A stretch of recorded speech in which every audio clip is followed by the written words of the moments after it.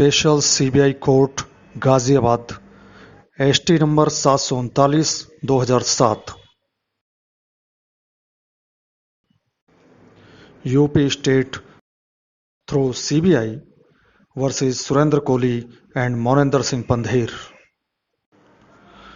नमस्कार दोस्तों, मैं एडवोकेट जयदेव अवाना आज आपको निठारी कांड नाम से चर्चित D5 सेक्टर 31 नोएडा के जघन्य बर्बर हत्याकांड, जिसमें अनेकों बच्चों, लड़कियों और महिलाओं की हत्या की गई थी, उसके बारे में ज़्यादातर लोगों के अनजाने और अनछुए केस के पहलुओं की जानकारी दूंगा और इस केस की बहुत खास जानकारियां आपको देता हूं।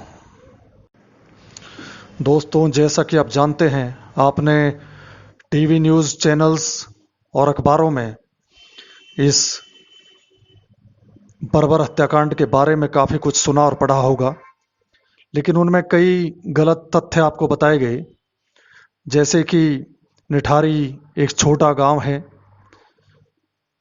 मैं इस गांव का स्थानीय निवासी हूं, तो आपको स्पष्ट बताता हूं कि निठारी एक छोटा गांव नहीं है, बल्कि एक बड़ा गांव है जिसमें कई हजार वोटर्स हैं और करीब 60-70 हजार किराएदारों की आबादी रहती है। और क्षेत्रफल में भी ये गांव करीब 1 किलोमीटर के एरिया में बसा हुआ है। इस गांव के दक्षिणी दिशा के किनारे पर D5 सेक्टर 31 स्थित है, जो गांव और सेक्टर के वाटर टैंक यानी पानी की टंकी के पास स्थित है और मेन रोड से करीब 100 मीटर के अंदर निठारी के पश्चिमी दिशा के रोड पर स्थित है। दूसरी बात, मीडिया ने भले ही इसे निठारी कांड नाम दिया हो, लेकिन ये कांड निठारी में ना होकर के नोएडा अथॉरिटी के विकसित किए सेक्टर 31 के D5 मकान में हुआ। 2 कारण निठारी कांड नाम रखने के हुए मेरे अनुसार।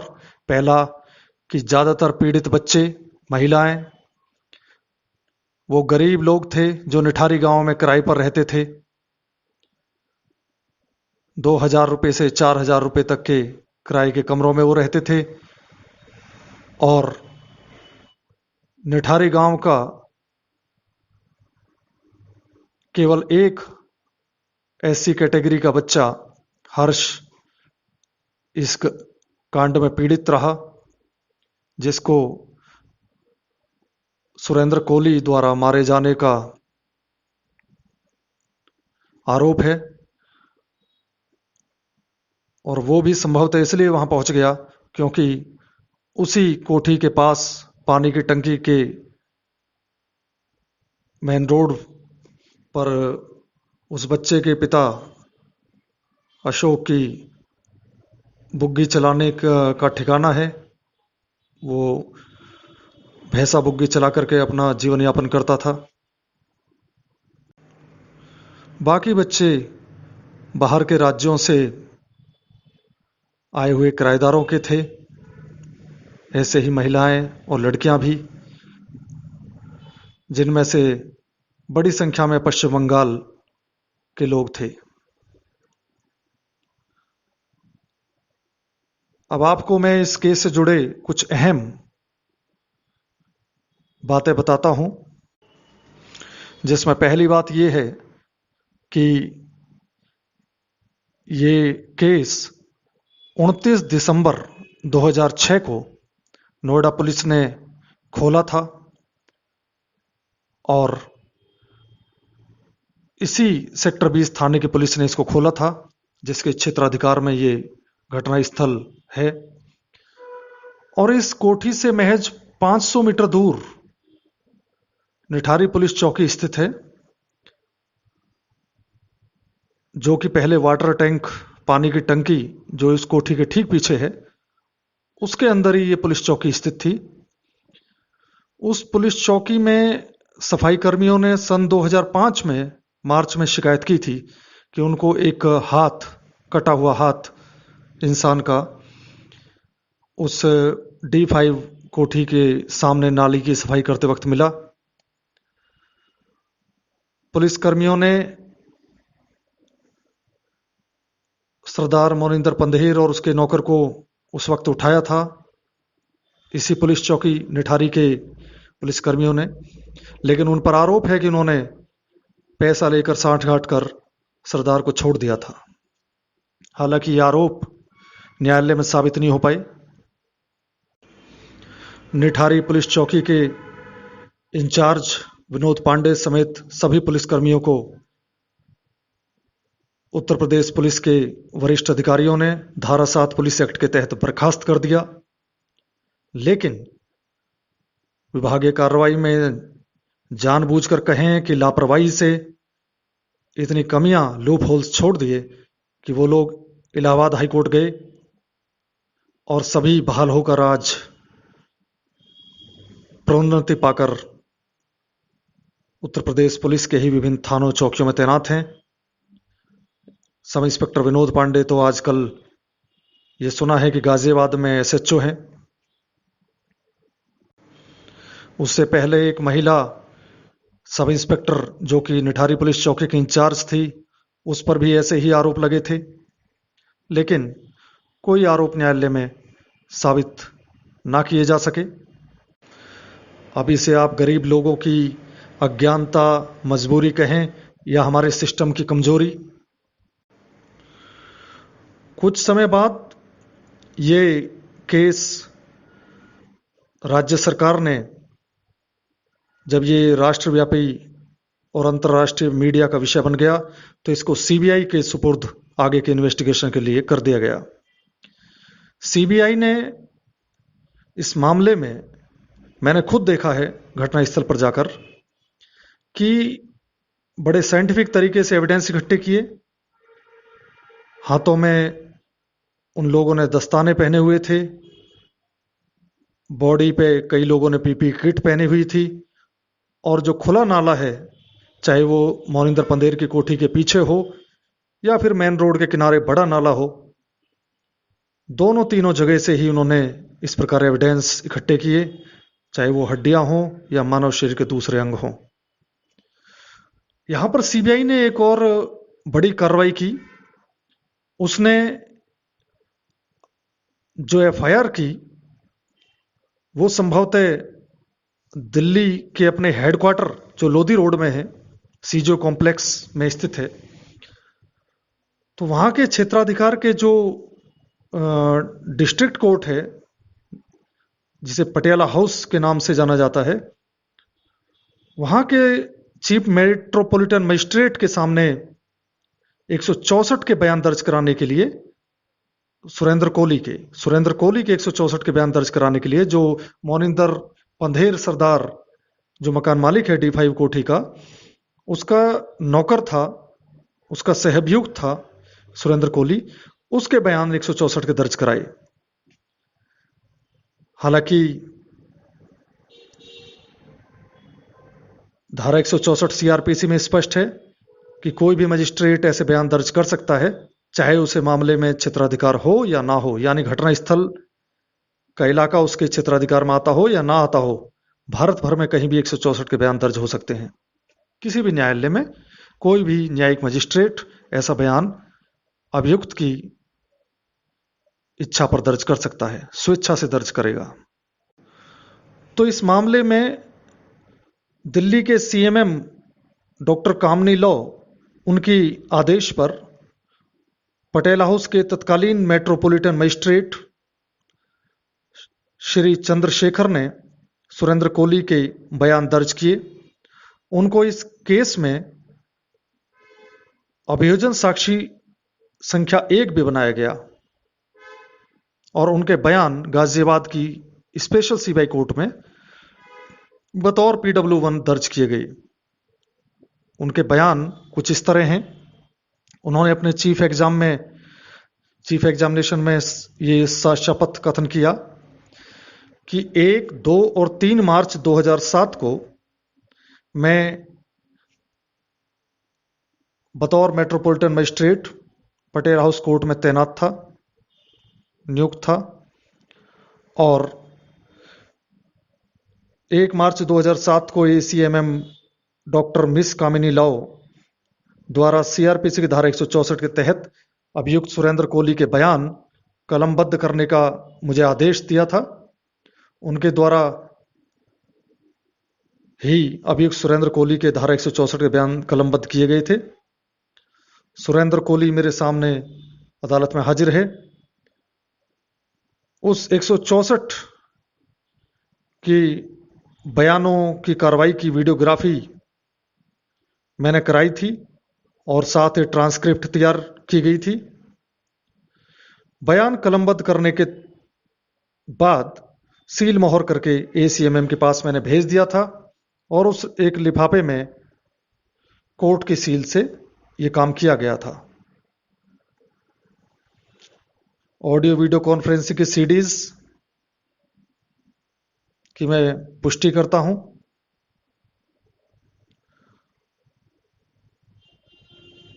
सुरेंद्र कोहली के 164 के बयान जो तैयार हुए थे वो 63 पेज के बयान थे। उसमें सुरेंद्र कोहली की मेडिकल रिपोर्ट और जेलर द्वारा प्रमाणित पत्र भी लगा हुआ था। सुरेंद्र कोहली ने वीडियोग्राफी और स्वेच्छा से बयान किए थे। 1 मार्च 2007 को अभियुक्त सुरेंद्र कोहली का इकबाला बयान दर्ज करने के लिए वीडियो कॉन्फ्रेंसिंग रूम में लाया गया था। उस रूम में सुरेंद्र कोहली, वीडियोग्राफर श्याम और केवल मैं मौजूद था और कोई मौजूद नहीं था। वीडियोग्राफी कराने से पहले इस बारे में पूरी तरह आश्वस्त मैं हो गया था कि कमरा पूरी तरह बंद था और बाहर से कोई इशारा नहीं कर सकता था। उस समय सुरेंद्र कोहली को कोई हथकड़ी नहीं लगी थी। सबसे पहले मैंने सुरेंद्र कोहली को अपने बारे में बताया था कि मैं मेट्रोपॉलिटन मजिस्ट्रेट हूं, जज हूं, और अपना समाधान कर लिया था कि सुरेंद्र कोहली बयान देने के लिए स्वेच्छा से इच्छुक है।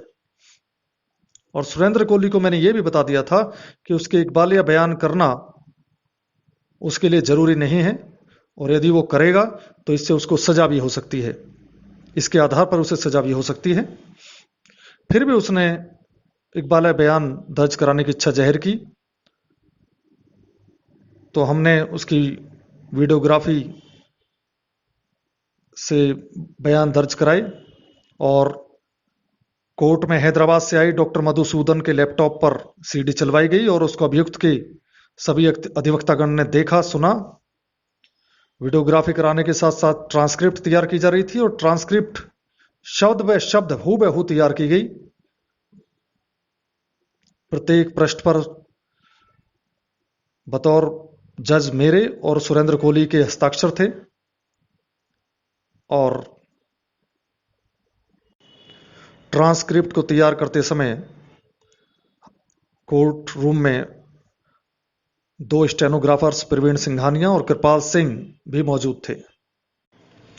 बयान लेते समय वीडियोग्राफी और ऑडियोग्राफी इसलिए करवाई गई क्योंकि ACMM का आदेश था कि केस अत्यधिक गंभीर प्रकृति का है, सेशन न्यायालय द्वारा विचाराधीन है और ये सोचा गया कि अभियुक्त का व्यवहार, उसकी भावभंगिमाएं स्पष्ट रूप से न्यायालय के सामने आ सके। इस कारण से वीडियो ऑडियोग्राफी करवाई गई थी। अब चलिए आपको 164 के बयान की वो बड़ी विशेष प्रक्रिया से अवगत कराता हूं। मेट्रोपॉलिटन मजिस्ट्रेट श्री चंद्रशेखर जिन्हें आगे हमने MM संबोधित किया है और अभियुक्त सुरेंद्र कोहली जिसे कोहली कहा है ताकि समय का बचाव हो, कम समय लगे। MM, call the IO. इधर आइए आप। नाउ आईओ, नाम बोलिए अपना। Sir MS Phartiyal, inspector Phartiyal is present. MM, ये कौन है? कोहली, हाँ जी। इन्हें खिलाफ क्या है? Inspector Phartiyal, he has committed certain act of rape and murder at D5 Nithari, Noida. MM, so do you identify him? Inspector, yes, I identify him. MM, okay, kindly leave the video conferencing room and wait outside. तो IO ने video conferencing room छोड़ दिया और वो कमरे के बाहर आकर प्रतीक्षा करने लगे। MM, वीडियो रिकॉर्डिंग कर रहे व्यक्ति से, आप श्याम हैं? श्याम, जी हाँ। मुझे बताया गया है कि अभियुक्त केवल हिंदी समझता है, तो उससे हिंदी में सवाल जवाब होंगे। क्या नाम है आपका? MM पूछते हैं। कोहली, मेरा नाम सुरेंद्र कोहली है। MM, और भी किसी नाम से जानते हैं आपको? कोहली, मेरा बचपन का नाम सदाराम कोहली है। सदाराम कोहली। MM, किसी और नाम से जानते हैं आपको? कोहली, यही दो नाम है मेरे। यही दो नाम है आपके? जी हाँ। MM, अभी आपका पिछली रात आपको कहाँ रखा गया था? कहाँ थे आप? कोहली, जी मैं सेंट्रल जेल तिहाड़ में था। MM, सेंट्रल जेल में थे आप? कोहली, हाँ जी। सेंट्रल जेल से आपको सीधे यहां पेश किया गया है? कोहली, जी। कोर्ट का नाम पता है आपको? जी नहीं। MM, अच्छा मैं आपको बता दूं कि मैं मेट्रोपॉलिटन मजिस्ट्रेट हूं, जज हूं, और आपने एप्लीकेशन सीबीआई इंस्पेक्टर के थ्रू लगाकर रिक्वेस्ट की है कि मैं बयान देना चाहता हूं। कोहली, जी सर। और बयान रिकॉर्ड करने से पहले मैं आपको बता दूं कि ये आपकी मर्जी है कि आप बयान देना चाहते हो या नहीं देना चाहते हो। कोई भी आदमी आपको फोर्स नहीं कर सकता। क्या मालूम है आपको? कोहली, जी हाँ। क्या मालूम है आपको? मैं किसी के दबाव में आकर नहीं कहने आया हूं। नहीं बयान कर रहे हो आप किसी के दबाव में, और अपनी मर्जी से ही? जी हाँ। बयान, हाँ जी। रिकॉर्ड कराते हैं तो लिखा जाएगा, हाँ जी। और बाद में आपके खिलाफ भी पढ़ा जा सकता है, मालूम है आपको? हाँ जी। लेकिन फिर भी आप अपनी मर्जी से बयान देना चाहते हो? हाँ जी। क्यों? क्योंकि मैं अदालत की मदद करना चाहता हूं। अच्छा, और कानून की मदद करना चाहता हूं। हाँ, इसलिए क्योंकि मैं बहुत गरीब परिवार से हूं। हाँ, हाँ। मेरे पास ना तो केस लड़ने के लिए कोई साधन है और ना ही घर में खाने के लिए साधन है। MM, नहीं, वो एक अलग बात है। लेकिन अगर मैं आपको ये सब चीज दी जाए तो इसका मतलब है कि आप केस लड़ोगे? कोहली, जी नहीं, फिर भी मैं बयान जरूर दूंगा, सच्चाई के साथ ही चलूंगा। तो आप सच बताना चाहते हो? जी सर। इसलिए आप जो हैं, क्या कहते हो? आपने एप्लीकेशन लगवाई है? हाँ जी। अच्छा, मैं एक बार फिर आपको बता रहा हूं कि अगर आपका बयान नहीं देना चाहते हो, हाँ जी, कोर्ट में अपना बयान नहीं देना चाहते हो, फिर भी हम आपको पुलिस के पास नहीं भेजेंगे। चाहे आप अपनी मर्जी से बयान दो या ना दो, या आप बयान रिकॉर्ड करवाना चाहो या ना करवाना चाहो, किसी भी हालत में हम आपको दोबारा से पुलिस के हाथों में नहीं भेजेंगे। कहीं ऐसा तो नहीं कि आप ऐसा सोच रहे हैं कि पुलिस का दबाव होगा, पुलिस मारेगी पीटेगी या कुछ करेगी, दबाव डालेगी? नहीं, ऐसा कुछ नहीं है। मैं अदालत की मदद करना चाहता हूं। अच्छा, इसी मेरा बयान, इससे एक तो मेरे बयान देने से मेरे मन का बोझ हल्का हो जाएगा, इससे जो मैं सब ये किया हूं, हाँ हाँ, और दूसरा इससे जो है कानून की मदद होगी। अच्छा, हाँ जी। इसलिए मैं जो हूं ना, सच्चे मन से बयान देना चाहता हूं। देखिए, अभी आप मना कर सकते हो, अगर आपको नहीं बयान रिकॉर्ड कराना है तो। देखिए, अभी आप मना कर सकते हैं अगर आपको नहीं बयान रिकॉर्ड कराना तो। कोहली: नहीं, मैं सच कह रहा हूं, मैं बयान देना चाह रहा हूं। आप बयान देना चाह रहे हैं? जी, मैं बयान जरूर दूंगा। अच्छा, ठीक है। कोहली: हाँ जी।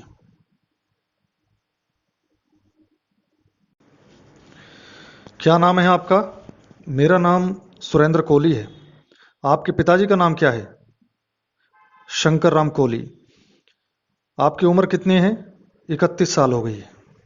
कहाँ रहते हो आप? मंगरू खाल का रहने वाला हूँ। मंगरू खाल है मेरा गांव। मैं उत्तरांचल का रहने वाला हूँ। मेरे घर पर 2 छोटे बच्चे हैं और बीवी है, माँ है, और जिनकी देखभाल करने वाला कोई नहीं है। अच्छा। हाँ जी। दिल्ली कब आए थे आप? नोएडा में आया हूँ 1993 में अपने जीजा के साथ काम के लिए आया था, काम की तलाश में। मैं 7वीं क्लास तक पढ़ा हुआ हूँ। मेरे को इससे आगे कोई पढ़ाने वाला नहीं था, इसलिए मैंने पढ़ा नहीं। ठीक है। जब आप गांव में रहते थे, हाँ जी, नोएडा नहीं आए थे, हाँ जी, तो उस समय क्या करते थे? उस समय मैं गांव में दिहाड़ी मजदूरी करता था और साथ साथ में पढ़ाई करता था। अच्छा, तो पढ़ाई तो 7वीं क्लास तक की ना? हाँ जी। जब 8वीं क्लास में, मतलब मैं 7वीं क्लास पास करके 8वीं में जा रहा था, तो 500-600 रुपये का खर्चा था, मेरे पास नहीं था। तो मैं काम की तलाश में जीजा जी के साथ दिल्ली आ गया। अच्छा। किसी ने कोई जबरदस्ती तो नहीं किया? किसी ने दबाव तो नहीं डाला कि आपको ऐसा कहना है, अपनी इच्छा के खिलाफ ऐसा कहना है जैसा बता रहे हो? नहीं, नहीं, नहीं, नहीं। अच्छा। किसी ने कोई ऐसा तो नहीं कही कि भाई हम तुमको कोई चीज दे देंगे? नहीं सर, ऐसा कुछ नहीं। किसी चीज का प्रॉमिस किया हो, कोई वादा कि ये सामान दे देंगे जिससे कि आप बयान बदल लो? हाँ या ना? नहीं सर। कोई ऐसा तो नहीं कि जिसकी बात आप मानते हो, टाल नहीं सकते? कोई आपका बड़ा हो जिसे गुरु मानते हो? नहीं सर, कोई भी नहीं है। मैं तो सिर्फ अदालत और अब माँ बाप की सेवा, सब आप ही हैं। ऐसा तो नहीं जो सीबीआई के अफसर हैं उन्होंने आपको जबरदस्ती कहा हो कि नहीं तुम बयान दो? नहीं सर, ऐसा कुछ नहीं है। मैंने जो किया है उसका पश्चाताप करना चाहता हूँ। और वही बताना चाहते हो? हाँ जी। कहीं ऐसा तो नहीं पुलिस वालों ने आपको जबरदस्ती डराया हो, दबाव डाला हो कि तुम इस तरह से बयान दे दो? ऐसा कुछ नहीं है। ऐसा कुछ भी नहीं है। किसी ने ऐसा तो नहीं कहा कि आप अगर बयान दे दोगे तो बच जाओगे, सजा नहीं होगी? नहीं, ऐसा कुछ नहीं है। नहीं। तुम्हें मालूम है कि अगर तुमने बयान दे दिया तो रिकॉर्ड होगा? हाँ जी। लिखा जाएगा? हाँ जी। और ये वीडियो में रिकॉर्ड हो रहा है? हाँ जी। इसकी ऑडियो भी बन रही है? हाँ जी। सुना भी जा सकता है, लिखा भी जा सकता है, देखा भी जा सकता है। हाँ जी। और ये तुम्हारे खिलाफ भी यूज हो सकता है बाद में, जानते हो? हाँ जी। फिर भी बयान देना चाहते हो? हाँ जी, देना चाहता हूँ। अच्छा, इस सब की वजह क्या है, क्यों बयान देना चाहते हो? सही वजह यह है कि मैं चाहता हूं कि मैं मन से जो मैंने पाप किया है, मैं उसका प्रायश्चित करना चाहता हूं, कि प्रायश्चित कर सकूं। हाँ जी। एमएम: देखो, अभी भी तुम चाहो तो मुझे सब कुछ कह सकते हो। तुम्हें किसी बात का कोई डर नहीं है। जो मन में तुम्हारे है वो सब कुछ मुझे बता सकते हो। किसी भी बात का दबाव, डर, किसी ने कुछ कहा हो, आज तुम्हारे पास मौका है इस बात को कहने का। ठीक है? तुम चाहो तो अगर कुछ ऐसा है, किसी भी आदमी का कोई दबाव है, लालच है, तो तुम मुझे बता दो। नहीं, ऐसा कुछ नहीं है। कुछ नहीं है? तो क्या तुम अपनी मर्जी से बयान देना चाह रहे हो? हाँ जी। तो ठीक है, फिर बताओ क्या कहना चाहते हो? कोहली: मैं ये कहना चाहता हूँ कि मैं 1993 में स्कूल छोड़ के गांव से अपने जीजा जी के साथ यहाँ दिल्ली में आया, नोएडा में आया। और मैंने उस टाइम 1993 से 1998 99 तक मकान नंबर 646 सेक्टर 29 ब्रिगेडियर साहब के घर काम किया। उसके बाद मैंने जो है कुछ दिन, महीना के करीब घर चला गया था, उत्तरांचल। वहां पे आकर के, वहां से वापस आकर के मकान नंबर 216 सेक्टर 29 में काम किया। हाँ। उसके बाद मैं फिर 2000 में मेरी शादी हुई। उसके बाद मैं 2000 में शादी के बाद फिर मैं मकान संख्या 225 सेक्टर 28 में मेजर स्वर्ण सिंह के पास काम करने लग गया था। उसके बाद वहां से मैं घर छुट्टी गया था, तो मेजर स्वर्ण सिंह ने नया आदमी रख लिया और मुझे काम पर नहीं रखा। उसके बाद उन्होंने मेरे को सन 2004 में D5 सेक्टर 31 में काम पे लगाया, मोहिंदर सिंह के घर में, सरदार मोहिंदर सिंह के घर में काम पे लगाया। मोहिंदर सिंह डेली जो है, मतलब जब मैडम होती थी तो ठीक रहते थे, और जब मैडम नहीं होती थी तो डेली कॉल गर्ल्स वगैरह लेके आता था। अच्छा। तो ये डेली मतलब इसके दोस्त भी आ जाते थे, और कभी ये मतलब खुद अकेले ही दो दो तीन तीन लड़कियों के साथ रहता था। एक बार पुलिस की रेड भी पड़ी थी घर पे। एमएम, क्या उम्र है उनकी? उनकी उम्र होगी 50 52, 50 55 साल की होगी। मेरे को पता नहीं ठीक से, लेकिन 50 55 साल करीब होगी। अच्छा, क्या काम करते थे? उनका जेसीबी का सर्विस सेंटर है, D9 सेक्टर 2 में। ठीक है। तो वहाँ पे मैं जो है काम करता था, और जितनी भी लड़कियां आती थी मैं उनको खाना बनाता था, खिलाता था। इनको देख दिखाकर मेरे को भी मेरा जो है मतलब मैं अकेला था, तो मेरे मन में प्रेशर बना सेक्स करने का। उसके बाद धीरे धीरे करके मतलब देखते देखते मेरे मन में गलत भावनाएं आने लगी। मतलब कि गलत भावनाएं क्या आई मेरे मन में, कि ऐसे आई जैसे मतलब मैं किसी जैसे आते हैं किसी को मारूं, काटूं, खून, इस तरह की गलत भावना मेरे मन में आने लगी। अच्छा, जो मैं लगातार आती रही। जब मैं मतलब अपना माइंड बिल्कुल कंट्रोल करने की कोशिश करता। एमएम, नहीं, ये बताओ, आती रही, आपने कहा काटूं खाऊं, इसका मतलब क्या है? कोहली, ये मेरे मन में फीलिंग आती थी इस तरह की। एमएम, ये फीलिंग क्यों आती थी?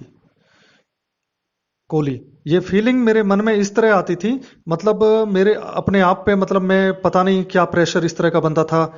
अच्छा, जिसकी वजह से ये इस तरह से मतलब मेरे मन में आती थी। तो फिर इसके बाद फिर मैं पहले तो एक दो दिन 3 दिन कंट्रोल करने की कोशिश करता था। जब मेरे को कुछ पता ही नहीं रहता था मतलब क्या हो रहा है, उसके बाद मैं मतलब घर के बाहर जाकर गेट के पास जाकर खड़ा हो जाता था। जो भी मेरे को मतलब लड़की औरत बच्चा जो भी मिला, बुला करके लेके आ जाता था। एमएम, कहाँ ले आता था? कोहली, घर के अंदर कोठी में ले आता था, मेन दरवाजे से। एमएम, मेन दरवाजे से कौन सी कोठी में? कोहली, D5 सेक्टर 31 में। अच्छा, हाँ जी। मेरे घर के आगे से निठारी गांव के लिए रास्ता जाता है। अच्छा, और वहीं पे मतलब, अच्छा, हाँ जी, मेरे घर के आगे से निठारी गांव के लिए रास्ता जाता है। अच्छा, और वहीं पे मतलब रास्ते में हमारा घर है, D5 सेक्टर 31। मैं वहाँ पर नौकरी 2000 मतलब जुलाई 2004 से नौकरी कर रहा हूँ वहाँ पे। तो उसके बाद फिर मैं गेट पर खड़ा होकर आ जाता था। तो मैं पूरी तरह से पता नहीं है, लेकिन 2005 शुरू शुरू की बात है। तो जनवरी या फरवरी की होगी। तो उस टाइम पे मैं घर पे अकेला ही था। तो एक लड़की सेक्टर 30 की तरफ से निठारी की तरफ आ रही थी, जो जिसका नाम दिखाने पर बाद में पता चला कि उसका नाम रिम्पा है। उसके काम के लिए मैंने बुला लिया अंदर। उसके अंदर आते ही मैंने उसको बोला कि सामने से मतलब जो कि अभी मैडम आ रही हैं, मैं पैसे की बात करवा देता हूँ। हाँ, और जैसे ही वो अंदर को देख रही थी, मैंने पीछे से उसी की चुन्नी से गला दबाकर उसको बेहोश कर दिया। उसके बाद मैंने इसके साथ सेक्स करने की कोशिश की। और थोड़ी देर कोशिश करने के बाद जब सेक्स नहीं हो पाया मेरे से, तो मैंने गला दबाकर उसको मार दिया उसकी ही चुन्नी से। अच्छा, मार क्यों दिया?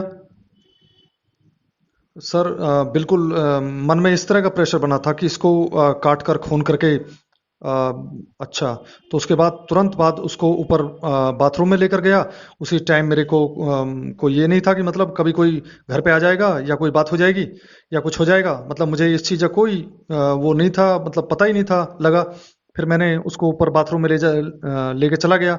ऊपर बाथरूम में ले जाकर नीचे आया। फिर किचन में आके चाकू ले गया, और उसी टाइम उसको तुरंत काट करके, और इसका मैंने बाजू और ये सीने का एक पीस भी खाया। अच्छा, हाँ जी, जो मैंने घर में ही मतलब किचन में बनाया था। किचन में बनाया था मतलब, हाँ जी। और मतलब शाम को कितना खाया ये मेरे को पूरी तरह से अब ध्यान नहीं है। शाम को जब मेरे को 4 5 बजे मतलब जब पूरी तरह से मैं शांत हुआ, उसके बाद मैंने देखा मतलब कि ड्राइंग रूम में ही उसके सारे चप्पल वगैरह सब ड्राइंग रूम में ही पड़ी हुई थी। तब तक मतलब कोई वहां नहीं था। मतलब जैसे नशा टाइप का मैं कुछ नहीं करता, जैसे मैं दारू पान बीड़ी सिगरेट गुटखा कुछ भी नहीं खाता।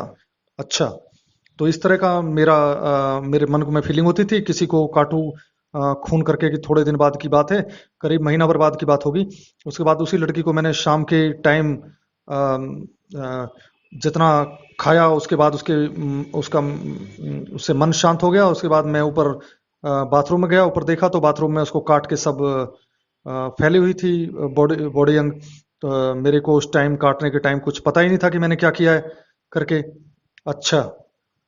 और उसके बाद फिर मैंने उसको डर के मारे फटाफट पन्नियों में भर के उसको बाथरूम में रख दिया, और धो के रात को बाकी उसको मतलब घर के पीछे गैलरी है जहाँ मतलब कोई जा नहीं सकता, वहाँ गैलरी में फेंक दिया था उसको। अच्छा। उसके बाद मैं कुछ दिन की बाद की बात है कि करीब महीना भर के बाद की है। एमएम। नहीं, एक बात ये बताओ कि तुमने कहा कि काटूं खाऊं की फीलिंग हो रही है, ये कब से हो रही है कोहली? ये अभी मतलब जब लड़कियों को देखकर होती थी? पहले भी मतलब लड़कियों को देखकर बहुत ज्यादा प्रेशर होता था कि जब मतलब लड़कियों का आना जाना बहुत ज्यादा शुरू हो गया? अच्छा। और इसको देख देख कर मतलब कि मैं भी अकेला हूँ और ये दो दो तीन तीन लड़कियों के साथ अंदर सोता है, मैं इनको खिलाता पिलाता हूँ।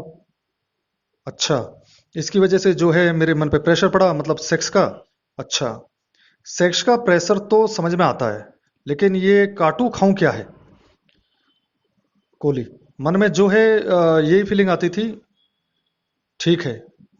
तो सेक्स का जो है मैं बता रहा हूँ कि मैं आपको कि मैं सेक्स करता भी था या नहीं उस टाइम में इस तरह से रहता था कि मन मेरे कंट्रोल में नहीं रहता था। अच्छा। तो इस तरह का होता था मेरे को। इसी के बाद करीब एक महीने के बाद की बात है, एक और लड़की मतलब ऐसी ही सुबह बहुत वो था दिमाग में मेरे, सवेरे गेट के पास चला गया। उस दिन भी एक ऐसी ही गोरी सी लड़की थी, सेक्टर 30 की तरफ से सेक्टर 31 निठारी की तरफ जा रही थी। तो मैंने उसको काम के बहाने पूछा कि काम करोगी? तो उसने कहा हाँ जी। मैंने कहा आ जाओ बात करवा देता हूँ पैसे की। उसको भी ये कह करके अंदर लेकर आ गया। घर पर कोई था नहीं। जैसे उसको ड्राइंग रूम में लेकर आया मैं दरवाजे से, उसी टाइम मैंने उसे फिर उसकी ही चुन्नी से उस गला दबा के उसको मार दिया। उसके बाद भी सेक्स करने की कोशिश की, जो थोड़ा बहुत मतलब अंदाजे से जितना ध्यान है मतलब कोशिश करता था, शायद सबके साथ ही। एमएम। तो ये क्या उम्र थी उस लड़की की? अ, कोहली, लड़की करीब 13-14 साल की रही होगी। अच्छा। हाँ जी। तो 13-14 साल की लड़की थी। उसके बाद फिर मैंने उसको भी मैंने इसी की चुन्नी से गला दबाकर बेहोश कर दिया, सेक्स की कोशिश की। जब नहीं हुआ तो उसको भी उठा करके ऊपर बाथरूम लेकर चला गया, गला दबा के उसको भी मार दिया।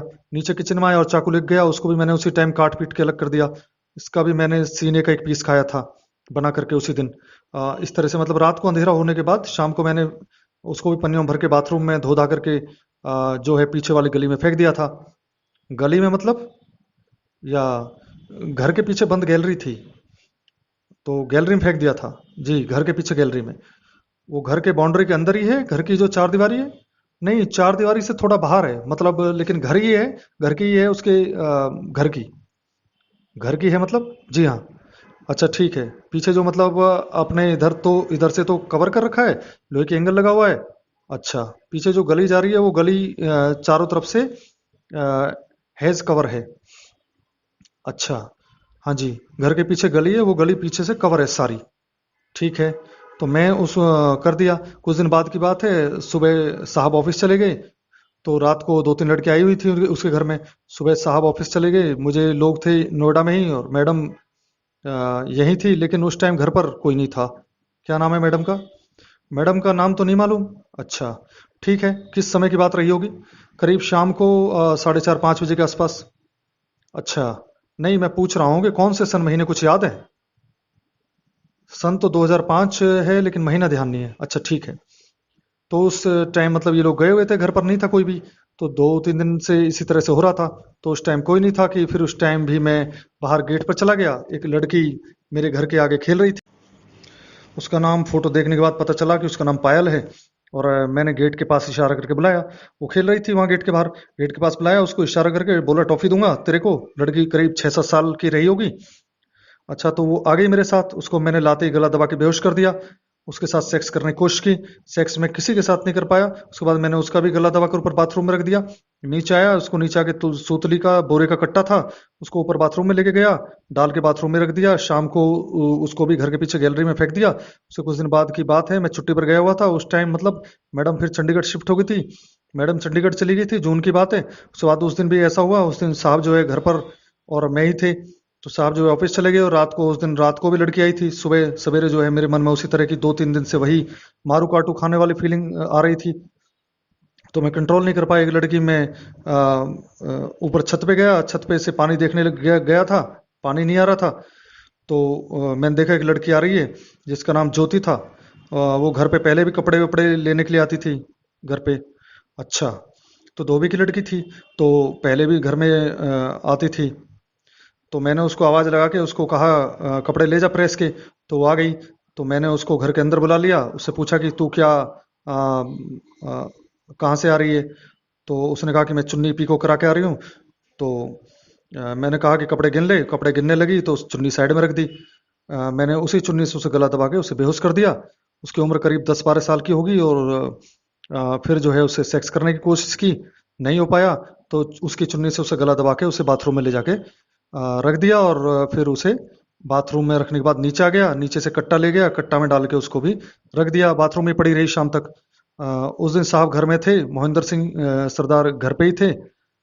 उसको, लेकिन उसको पता है कि नहीं ये मेरे को पता नहीं। उसके बाद फिर मैंने रात उसको भी घर के पीछे की गैलरी में फेंक दिया था। अच्छा, और फिर उसके बाद फिर कुछ दिन के बाद घर में फिर कुछ दिन फिर बीच में काम वाम चल रहा था। और इसके दोस्त का लड़का आया हुआ था। किस तरह काम चला था, ये मिस्त्री वगैरह काम चल रहा था। क्या बन रहा था, रिपेयरिंग वगैरह हो रही थी घर में। ऊपर एक कमरा भी बना था छत पे। अच्छा, तो उस टाइम मतलब एक दोस्त का लड़का आया था। तो ये लड़कियां लेके नहीं आया। जितने दिन लड़का रहा तो एक दिन भी लड़की लेके नहीं आया। तो मेरा मन उतना बिल्कुल कंट्रोल में रहा, थोड़ा थोड़ा करके बिल्कुल कंट्रोल हो गया। मन शांत हो गया। उसके बाद फिर जैसे ही लड़का चला गया, उसके बाद उसने फिर दो दो तीन तीन लड़के लाना सरदार ने फिर शुरू कर दिया। कौन, क्या नाम था उस लड़के का जो वहां आया था? उसका नाम था सबी खान। सबी खान, हाँ जी। कौन है वो? वो मोहिंदर सरदार के दोस्त का लड़का है, हसन खान का। हसन खान, हाँ, वो लखनऊ में रहते हैं, जहाँ इनके पास सरदार के आते जाते रहते थे। तो लड़का यहाँ पर टाइम मतलब बाहर जाने के लिए कहीं भी जो वो पढ़ता हो, तो उसके कागज वागज बन रहे थे। तो वो उस टाइम यहाँ पर 5-6 महीने रहा होगा। तो इतने दिन तक यहाँ लड़की नहीं लाई तो मेरा मन बिल्कुल शांत रहा। अच्छा, तो कुछ दिन बाद ये फिर लड़कियां लेके आना शुरू कर दिया इसने। हम्म इस टाइम तक रात के 10:15 बज गए थे। और ट्रांसक्रिप्शन और वीडियोग्राफी एक लंबी प्रक्रिया होती है, खासकर वीडियोग्राफी की ट्रांसक्रिप्शन। तो काफ़ी समय लगता है, इसलिए मेट्रोपॉलिटन मजिस्ट्रेट ने कार्रवाई रोक दी और उसको अगले दिन 2 मार्च को लाने के लिए कहा, बाकी बयान रिकॉर्ड के लिए। उन्होंने सीडी सभी को कानूनी तरीके से सील मोहर करके रख दिया। अगले दिन फिर उसके बयान दर्ज हुए तो कोहली ने कहा, उसके जाते ही लड़के के फिर से लड़कियां आनी शुरू हो गई। फिर मेरे को वही प्रेशर बनना शुरू हो गया, पहले जैसी हालत होने लगी।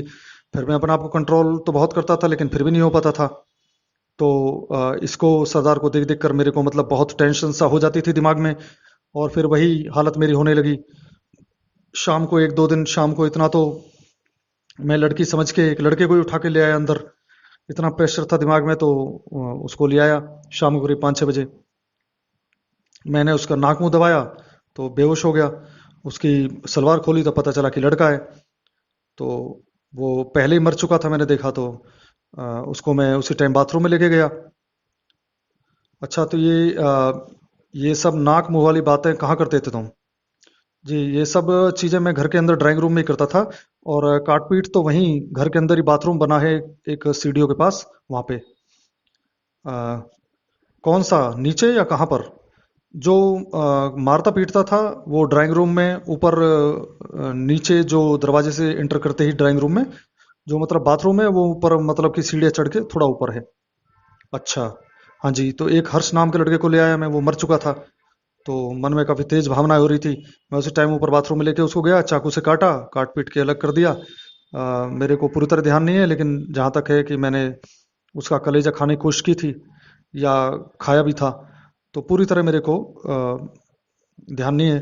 तो इतना ही पता है, बाद में जब मन शांत हुआ तो मैंने ये सब इस तरह से कर रखा है। तो इस तरह हालत हो गई थी मेरी। मतलब जिस समय तुम ये कहना चाहते हो कि जिस समय तुम ये काम करते थे उस समय तुम्हें पता नहीं लगता था? कोहली, जिस समय मैं काम करता था उस तरह पूरी तरह नॉर्मल रहता नहीं था। अच्छा, उस समय ऐसे हो जाता था जैसे मैं नशे में काम कर रहा हूँ। वो मतलब जिसके घर पे मैं काम कर रहा हूँ, जहाँ जहाँ भी मैंने काम किया सबको पता है कि मैंने कुछ भी नशा वगैरह और तो और बीड़ी सिगरेट भी नहीं पी आज तक। तो ये बहुत दूर की बात है।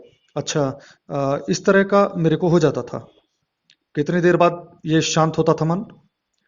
कम से कम 2 ढाई घंटा, 3 घंटा, 4 घंटे भी लग जाते थे। अच्छा, और कभी कभी दो दो तीन तीन दिन तक प्रेशर बनता ही रहता था। इस तरह का मेरे को होता था। किस चीज से शांत होता था मन?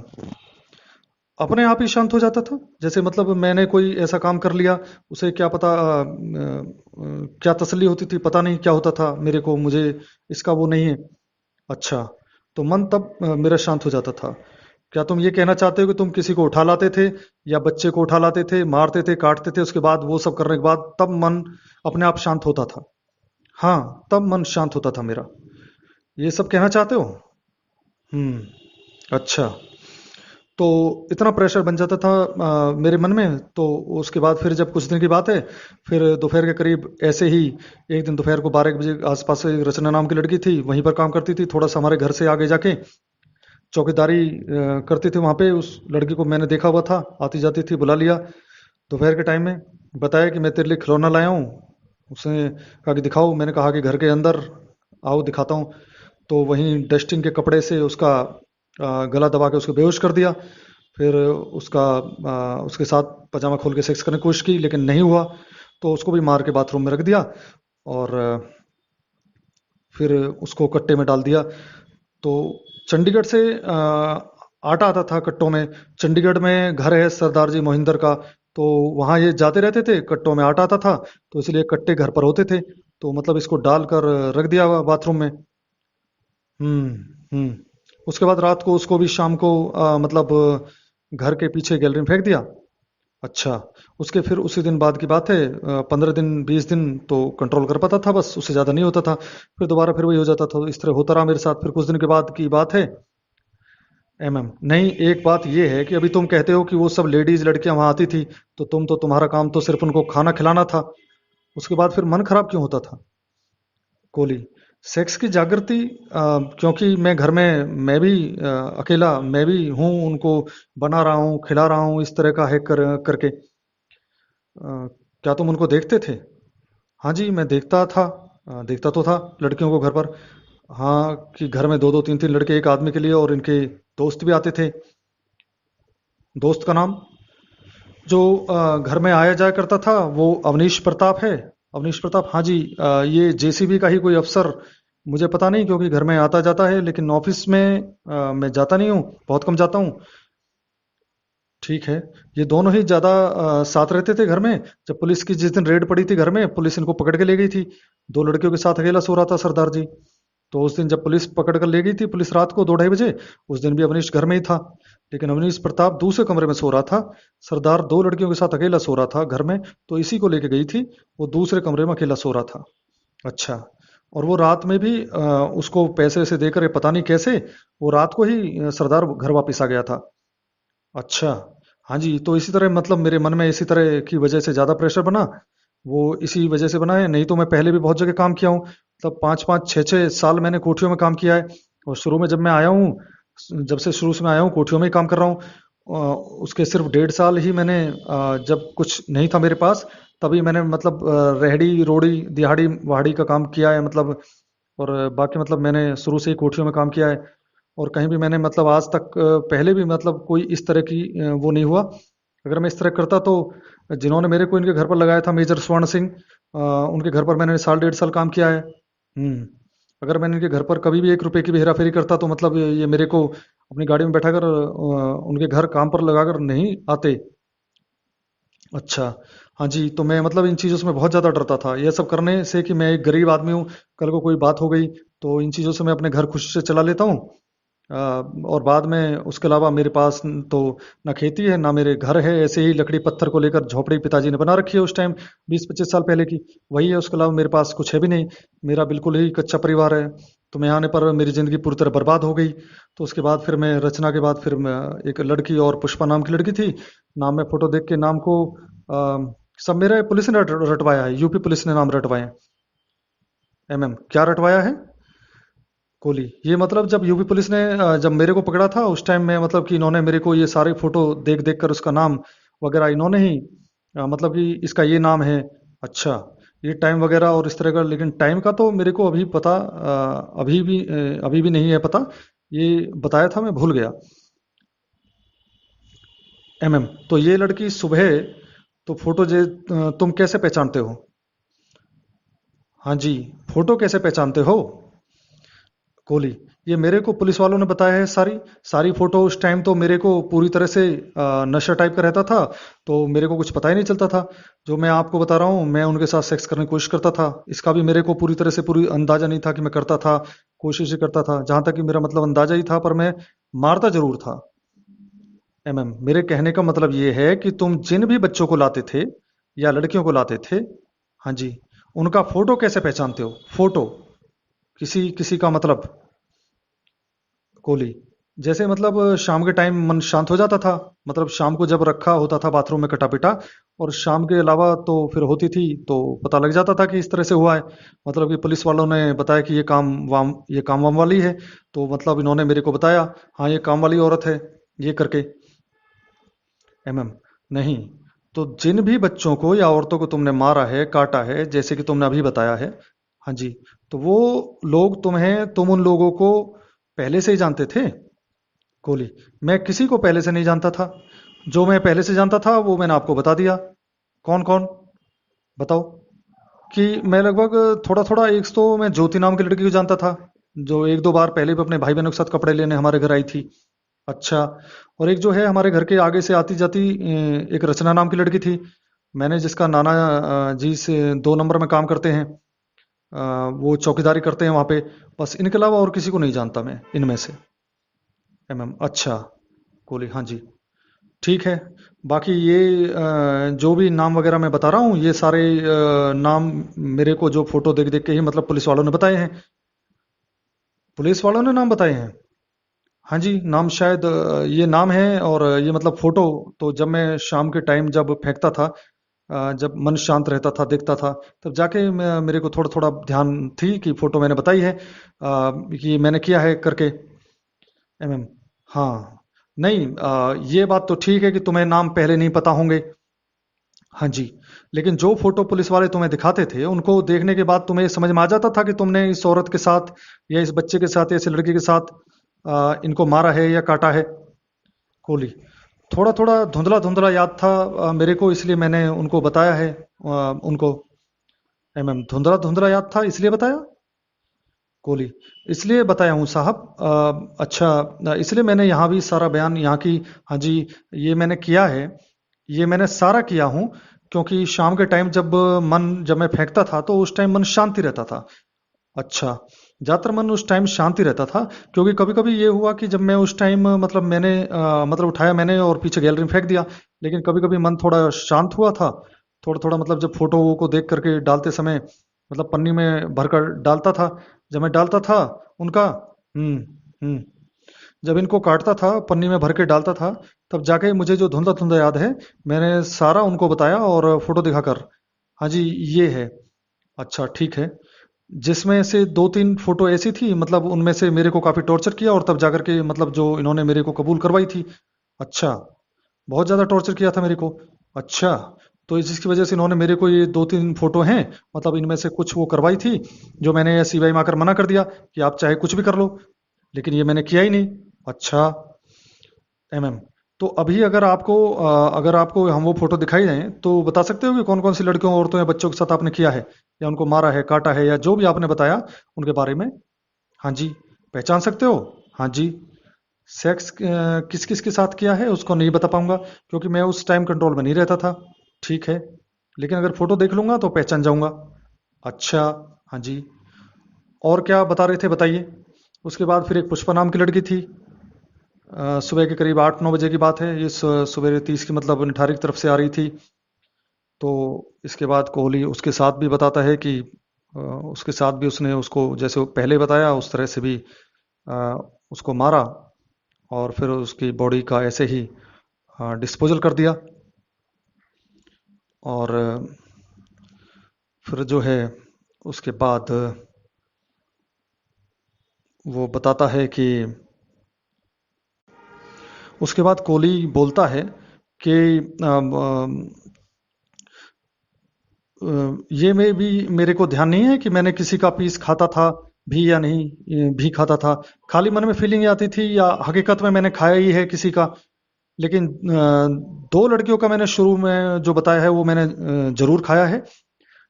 इसलिए क्योंकि मेरा मन शांत होता था तो सबसे पहले लड़की को किया था तो उसका चप्पल ड्राइंग में पड़ी रही थी, तो मेरे को तब जाकर ध्यान आया कि मैंने उसका बना हुआ कुकर में देखा था। जब मैं शांत हुआ तो मैंने देखा कि उसका कुकर में मीट बना हुआ है। अच्छा। हाँ जी। तो इतना मतलब परेशान हो जाता था, मेरे दिमाग में कोई वही रहता ही नहीं था, मतलब इस तरह की हालत थी मेरी। तो इसके बाद जब मैंने मैक्स को मारा तो उसको भी फिर ऐसे ही काट पीट के पिन्नी में रख के डिस्पोजल कर दिया। तो और फिर उसको घर के आगे नाली है तो उसमें उसकी धड़ की डाल दिया और पिन्नी में भर करके, और उसका सर और चप्पल जो है वो घर के पीछे जो है गैलरी है उसमें फेंक दिया। इसके 2-3 दिन के बाद की बात है। एक पायल नाम की कॉल गर्ल थी जो हमारे घर में अक्सर बहुत मतलब आती रहती थी सरदार के पास। कई बार मतलब कई बार रात बिताने के लिए आई हुई थी वहां पर, तो आती जाती रहती थी। फिर न जाने क्या हुआ रात के टाइम में, मतलब ये दोनों ड्राइंग रूम में बैठ के दारू पी रहे थे। तो किचन में से जो कॉल गर्ल आती थी वो किचन में नहीं आती थी और ड्राइंग रूम में और बेडरूम में इधर उधर ही घूमती रहती थी। घर में मतलब जो भी लड़कियां 3-4 लड़के इकट्ठा लाता था, ये घर में डिस्को भी करते थे, मतलब म्यूजिक लगा दिया, नाचते रहते थे। मतलब इनको कोई चीज बनाकर मैं खिलाते पिलाते रहता था, उनको देखता रहता था। तो मतलब मेरा मन में पूरा प्रेशर बनता था। मैंने इसको पायल को जो है आई थी किचन में आई तो मैंने उसको फोन नंबर ले लिया कि तुझसे किसी पार्टी को बात करवानी है तो अपना नंबर दे दे। तो उसने मेरे को नंबर दे दिया तो मैंने उसको फ़ोन करके बुलाया। उसने कहा कि अभी तो मैं बाहर गई हुई हूँ, अभी नहीं आ सकती, कल आऊँगी। तो अगले दिन उसने आई शाम को। तो सुबह से ही 2-3 दिन से बल्कि मेरे मन पे प्रेशर हो रहा था। तो मतलब ये लोग कहीं चले जाते थे तो आया भी छुट्टी मार लेती थी, तो घर में काम करने वाली आ जाती थी। एमएम क्या नाम था उसका, कोहली। उसका नाम माया है। वो कभी कभी बीच में मतलब महीने में 1-2 छुट्टी करती थी भी। और जहाँ तक माया आई थी या नहीं आई थी या आके चली गई थी, वो करीब 4:30 5 बजे की बात है घर पे। जब घर के अंदर उसने एंट्री की तो उसी टाइम उसकी चुन्नी से मैंने ड्राइंग रूम आते ही एकदम से घुमा के नीचे गिरा दिया। मतलब जब नीचे गिरने के बाद उसको बेहोश कर दिया और बेहोश करने के बाद उसके साथ सेक्स करने की कोशिश की। मुझे लगता है कि जहां तक उसके साथ मैंने सेक्स किया है। अच्छा। पर सच क्या है पूरी तरह से ध्यान नहीं है कि मैंने उसके साथ सेक्स किया है। उसके बाद फिर मैंने उसको गला दबा के पूरी तरह से मार दिया, उठा करके उसको बाथरूम में रख दिया, फिर काट पीट के। कोहली कहता है कि जैसे ऊपर उसने दूसरे लोगों को बॉडी को डिस्पोज ऑफ किया वैसे ही उसे भी कर दिया। और उसके पायल के एक मोबाइल था और उसका पर्स में 32 रुपए थे, तो वो ले लिए और मोबाइल की सिम निकाल के फेंक दी, उसमें उसने अपनी मोबाइल की सिम डाल के यूज़ की। तो फिर वो बोलता है कोहली बोलता है आगे कि अ, उसके बाद 10-11 तारीख की बात है। नंदलाल यानी पायल का पिता वो घर पे आया एक दिन, और उसके पायल के बाप का नाम नंदलाल था। एमएम कौन से महीने की बात अभी कह रहे हो, 10-11 तारीख? महीना याद है? मई की बात है सन 2006 की। नंदलाल जो है पायल का बाप, वो 4-5 दिन के बाद घर पे पता करने के लिए आया कि वो काम से यहाँ आई थी पायल, बोल के आई थी कि मैं वहाँ जा रही हूँ। असल में उसको नंदलाल को पता था कि वो ऐसा काम करती है और उसने पुलिस को बताया था कि वो नौकरी के लिए यहाँ गई थी, जबकि नंदलाल को पता है कि वो ऐसा काम करती है। और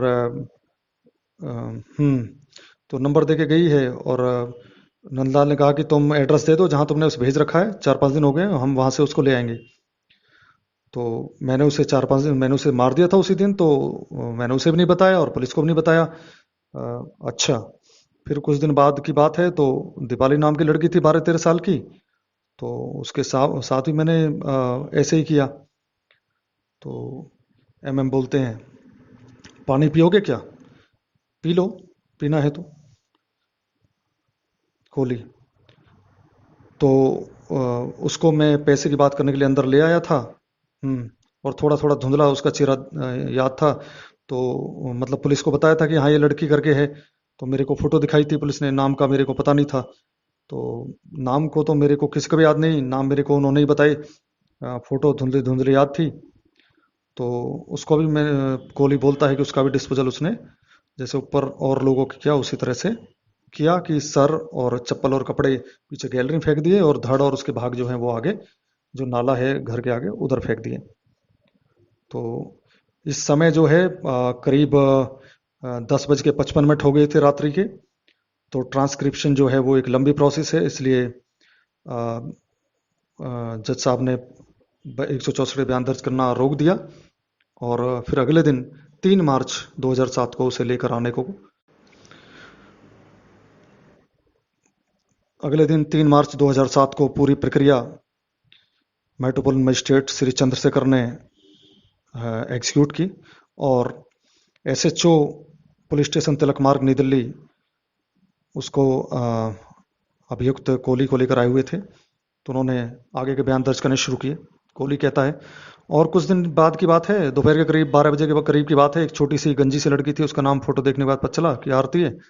तो मैंने उसे बुलाया कि चल तुझे तेरे को चॉकलेट दूंगा, तो वो आ गई। तो मैंने कहा कि अंदर आके दूंगा, तो वो आ गई अंदर। तो मैंने डस्टिंग कपड़े से उसी टाइम उसका गला दबा दिया, उसे बेहोश करके सेक्स करने की कोशिश की। और नहीं हुआ तो उसे बाथरूम में ले गया और उसे फिर वहाँ, जैसे कोहली कहता है कि जैसे ऊपर बाकी लोगों के साथ उसने किया, तो वही उस तरह से उसकी बॉडी को डिस्पोजल कर दिया। तो फिर ऐसे ही कुछ दिन बाद एक नेपाली टाइप की लड़की सेक्टर 30 से 31 तरफ जा रही थी। सुबह करीब 8:30-9 बजे की बात होगी। तो मैंने उसे बुला लिया। वो निठारी गांव में ही चाउमीन वाले के पास गेल पीछे जो है नज़दीक ही, कोठी के नज़दीक ही करीब 50-100 मीटर पर चाउमीन की ठेली लगाता था उसका बाप। तो उसको, लड़की को मैंने बुला लिया कि चाउमीन मंगानी है तो अंदर आके पैसे ले जा। तो और फिर मैंने उसको भी इस तरह से बेहोश कर दिया। और फिर सुरेंद्र कोहली बताता है कि जैसे जैसे बाकी लोगों के साथ उसने जैसे पहले बताया मैंने, उसी तरह से उसकी बॉडी को डिस्पोज ऑफ कर दिया। तो फिर वो बोलता है कि फिर कुछ दिन बाद की बात है, एक निशा, वो निशा नहीं, औरत थी, उसको मैंने दोपहर को करीब 1:30-2 बजे के आसपास की बात है। तो मैंने उसको काम के लिए बुलाया और कह के अंदर ले गया कि आ तेरे को पैसे की बात करवा देता हूँ। जैसे ही अंदर आई वैसे ही मैं पीछे पीछे आ गया और उस चुन्नी से उसका गला दबा के उसको झपट के नीचे गिरा दिया। और फिर उसको बेहोश कर दिया चुन्नी से। बेहोश करने के बाद उसके साथ भी सेक्स किया या नहीं मेरे को ध्यान नहीं है, लेकिन सेक्स करने की कोशिश में किया है, ये ध्यान है कि मैंने सेक्स करने की कोशिश की है। तो मैंने उसको कपड़े पहनाए और बाथरूम में ले गया। और इतना प्रेशर में था कि मेरे को पता नहीं, हिम्मत मतलब समझ नहीं आ रहा कि इतनी भारी औरत को ऊपर बाथरूम में कैसे लेके चला जाता था। मैं अब सोचता हूँ कि इस चीज़ को, उस टाइम मेरे को इस चीज़ का पता ही नहीं लगता था, मैं ऊपर उठा के कैसे लेके चला जाता था। तो मतलब यह है कि मतलब यही ध्यान है, कंधे पर रख कर ले जाता था मैं। देखो देखो ये सब करने के बाद याद कैसे आ जाता था सबकी तुमने क्या किया है, ये सब याद कैसे आ गया कोहली, क्या चीज़? जैसे मतलब ये है कि मतलब मन शांत हो गया, जैसे मैंने ऊपर बाथरूम में काट पीट के रखा हुआ है तो पन्नियों में मतलब बाद में भरता था, जैसे मैंने जैसे उसी टाइम भर लिया, पन्नी भरी हुई रख ली, या मतलब शाम के टाइम बाथरूम में फैला ही रहता था वैसे ही। तो ऐसे ही मतलब सब पड़ा है। तो उसके बाद शाम को जैसे ही बाथरूम गया दोपहर के बाद, क्योंकि उसके करने का वही बाथरूम था मेरा, अच्छा, तो मैं बाथरूम गया, जैसे मैंने 2-2.5 घंटे में, घंटा भर में मन शांत हो गया। तो मैंने देखा कि ऐसी हालत कर रखी है, तो पन्नियों में भर कर रख देता था। अच्छा, तो इस तरह मतलब थोड़ा थोड़ा मतलब जो है चेहरा तो खास तौर पे धुंधला धुंधला याद है। सेक्स करता नहीं था या नहीं था, कोशिश भी करता था या नहीं था, ये नहीं मेरे को पूरी तरह याद, लेकिन बता रहा हूँ कि मैं सेक्स की कोशिश करता था, इसलिए बताया है। उसके बाद फिर मैं उसको भी उठा करके बाथरूम में ले गया और काट करके रख दिया। इसके बाद मैंने पन्नियों में भर के उसको भी अंधेरे में जाके शाम को डिस्पोजल कर दिया बॉडी का। ये उसने बताया कि बाल्टी में भर के उसको ऐसे ऐसे घर के सामने नाले में डालाया धड़ को, और उसके कपड़ा चप्पल इनको जो है पीछे गैलरी में फेंक दिया। तो फिर आगे वो बोलता है कि आ, फिर कुछ दिन बाद की बात है, एक सफाई वाली थी, रात 8 साढ़े 9 बजे की बात होगी करीब। तो 8 9 बजे की बात होगी। तो सेक्टर 30 से 31 तरफ निठारी गांव की तरफ आ रही थी। मैंने पूछा काम करोगी? तो उसने कहा हाँ जी। उसको वैसे ही बात करवाने के लिए अंदर ले गया। अंदर लाने के बाद वो जैसे अंदर आई, चुन्नी से झपट्टा कर उसका गला दबा दिया, नीचे गिरा दिया, उसको बेहोश कर दिया। बेहोश करने के बाद उसके साथ मैंने सेक्स भी किया। सेक्स करने के बाद उसका गला दबा के ऊपर बाथरूम में ले गया। उसको भी कोहली कहता है जैसे बाकी लोगों का डिस्पोजल किया बॉडी का, वैसे ही कर दिया। तो फिर जो है बाकी नंदा नाम की औरत थी, और उसके बारे में उसने कहा। उसके अलावा उसने कोहली ने जो है अ, और भी कुछ। तो फिर आगे कोहली कहता है, इसमें से कुछ लोग तो ऐसे हैं जो मतलब जैसे कि मतलब कभी कभी ऐसे बहुत बार हुआ, सरदार मतलब बॉडी ऊपर बाथरूम में पड़ी हुई कटी है या साबुत है, जैसे भी है सरदार घर में है और सरदार घर में आ गया। इसके बाद मैंने फिर फेंका, क्योंकि वो मतलब जो है लड़कियों के एक साथ एकदम वो जो लड़कियों के साथ घर पे आके बिल्कुल वो हो जाता था, मतलब मस्त रहता था। लड़कियों के साथ वो भी दारू वारू पीती थी। तो वो बियर पीता था, और वो इसके साथ घर पे रहती थी। कई बार ऐसा हुआ, मतलब ये घर पर आ गया और बाथरूम में बॉडी पड़ी हुई है। जो मैंने बताया था, एक आरती नाम की लड़की थी, उस घर में उस टाइम नहीं था घर पे, लेकिन उस टाइम भी ये ऑफिस गया हुआ था। उसके बाद ये घर पर आ गया।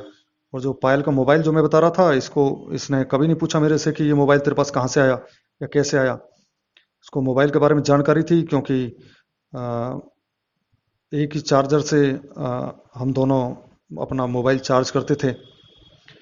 तो अच्छा, ड्राइंग रूम में सरदार के। तो तो उसने कभी पूछा नहीं, मैंने भी नहीं बताया। तो कि ये मोबाइल पायल का है। तो सर जी, मतलब ये सच्चाई बयान करने का मतलब इसलिए, आप मेरे लिए कोर्ट भी हैं, जज भी हैं, सब कुछ आप ही है मेरे लिए। मैंने इसलिए सच सच बताया ताकि मेरे को मतलब जो है सच्चाई से जो है सच्चाई के रास्ते पे चलूंगा तो शायद तो कुछ ना कुछ रियायत भी मिल सकती है। और आप कह रहे हैं कि मतलब जो है ये बयान देने से सजाए मौत मिल सकती है, तो मुझे जो भी मतलब है सच्चाई के रास्ते पर चलने से चाहे जो भी सजा होगी मंजूर है। और मैं तो गरीब परिवार से हूँ। मेरा एमएम, हाँ। अ, ये बताओ कि ये कहते हो कि इतनी जल्दी तुम कहते हो कि मैं काट लेता था सब कुछ, और ये कैसे संभव है? तुमने पहले, इसका मतलब तुमने पहले भी कुछ किया है? ये जानते थे इसके बारे में, कैसे काटना है कैसे नहीं काटना है? कोहली, सर जी, इससे पहले मैंने कभी कुछ नहीं किया था। अच्छा, इससे पहले मैंने कभी कुछ भी नहीं किया। कभी भी आज तक ना तो कभी मैं किसी की चोरी की किसी भी इल्जाम में आज तक पुलिस के पास गया हूँ, ना पकड़ा गया हूँ, ना मैंने पुलिस के बारे में, मेरी इतनी जानकारी जरूर थी, सुना है मतलब कि कोई गलत काम होता है तो पुलिस पकड़ती है, सजा मिलती है। सीबीआई के बारे में सुना है, लेकिन अभी तक मुझे पता नहीं था कि सीबीआई क्या चीज होती है। अब कुछ और कहना चाहते हो? कहना ये चाहता हूँ सर, मेरे लिए तो सब कुछ आप ही हैं। ठीक है, नहीं कुछ और कहना चाहते हो? मैंने कहा कोहली, पता नहीं, बस सर, बस जी जो है मैंने सच्चाई बयान कर दी है। एमएम, जो कुछ तुम जानते हो तुमने बता दिया है या कुछ और भी बाकी है बताने के लिए? कोहली, सर जितना मुझे याद था उतना मैंने सब कुछ बता दिया है। एमएम, अच्छा। कोहली, और बाकी अब जो भी होगा, क्योंकि मैं तो मेरी बीवी और बच्चे हैं, उनका मेरे अलावा इस दुनिया में और तो कोई नहीं। 60 65 साल की मम्मी है, और एक बच्चा हुआ था अभी जनवरी लास्ट में हुआ है। एमएम, वो सब चीज नहीं, बस ये जानना चाहते थे कि जो तुम कुछ कहने आई हो वो तुमने कह दिया या नहीं? कोहली, हाँ जी, वो चीज अब हो गई है। एमएम, ये चीज कंप्लीट हो गई, अब इसको बंद कर दिया जाए। एमएम, कोहली, ठीक है, जैसी आपकी इच्छा। अच्छा, तो इस तरह से 164 सीआरपीसी के बयान MM Chandrashekhar ji Patel house court ने कलमबद्ध किए, और बाकी की जो औपचारिक कार्रवाई है उस पर साइन मोहर आदि की वो पूरी की। जैसा कि सभी जानते हैं कि 164 सीआरपीसी के ये इकबाल या जुर्म बयान यानी कन्फेशन, अपराध संस्वीकृति, ये बयान कोर्ट में बहुत फैसले में बहुत मायने रखते हैं। भले ही बाद में अभियुक्त मुकर जाए, इससे ज़्यादा कुछ फर्क नहीं पड़ता। तो सरदार जो कि D5 का मालिक था, मोनिंदर पंदेर, उसने ये बयान दर्ज नहीं कराए थे, केवल उसके नौकर सुरेंद्र कोहली के हुए थे।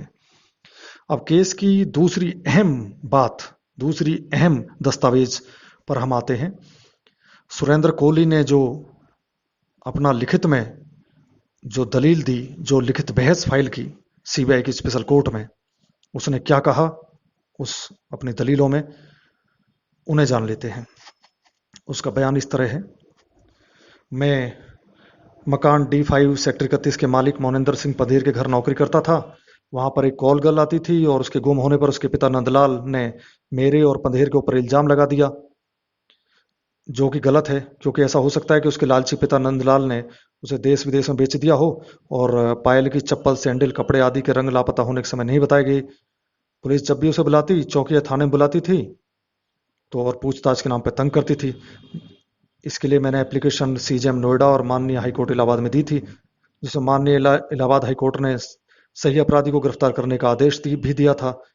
उस समय मेरी पत्नी गर्भवती थी, मैं छुट्टी पर गांव गया हुआ था। गवाह सतपाल सिंह का बयान मेरे पक्ष में हुआ था, तो मैंने उसे पढ़ने का निवेदन करता हूं। और मेरी गिरफ्तारी दिखाई जाने से 2 दिन पहले मेरा सरेंडर हुआ था। पुलिस सरेंडर के समय मेरा सामान लिखा हुआ था। गिरफ्तारी दूसरी जगह दिखाई गई थी, जो कि गलत है। तो जब GD खुलवाई तो उसमें 4 FIR दर्ज थी। लापता लोगों की संख्या 7 थी। तो मैं दीपिका और पायल के प्रकरण में सहअभियुक्त पंधेर के साथ वांटेड था। बचाव पक्ष का ये भी कहना रहा, यानी कोहली का, कि पायल का मोबाइल गायब हुआ था पुलिस के मुताबिक। उसको पुलिस ने सर्विलांस पे लगाया था। पुलिस को मेरे बारे में सुराग लगा था। तो CBI का जो गवाह नीलम है, उसके 161 के बयान में नंदलाल अपनी बेटी पायल और बहू स्नेहा से धंधा करवाता था। उसकी सप्लाई पंधेर तक होती थी।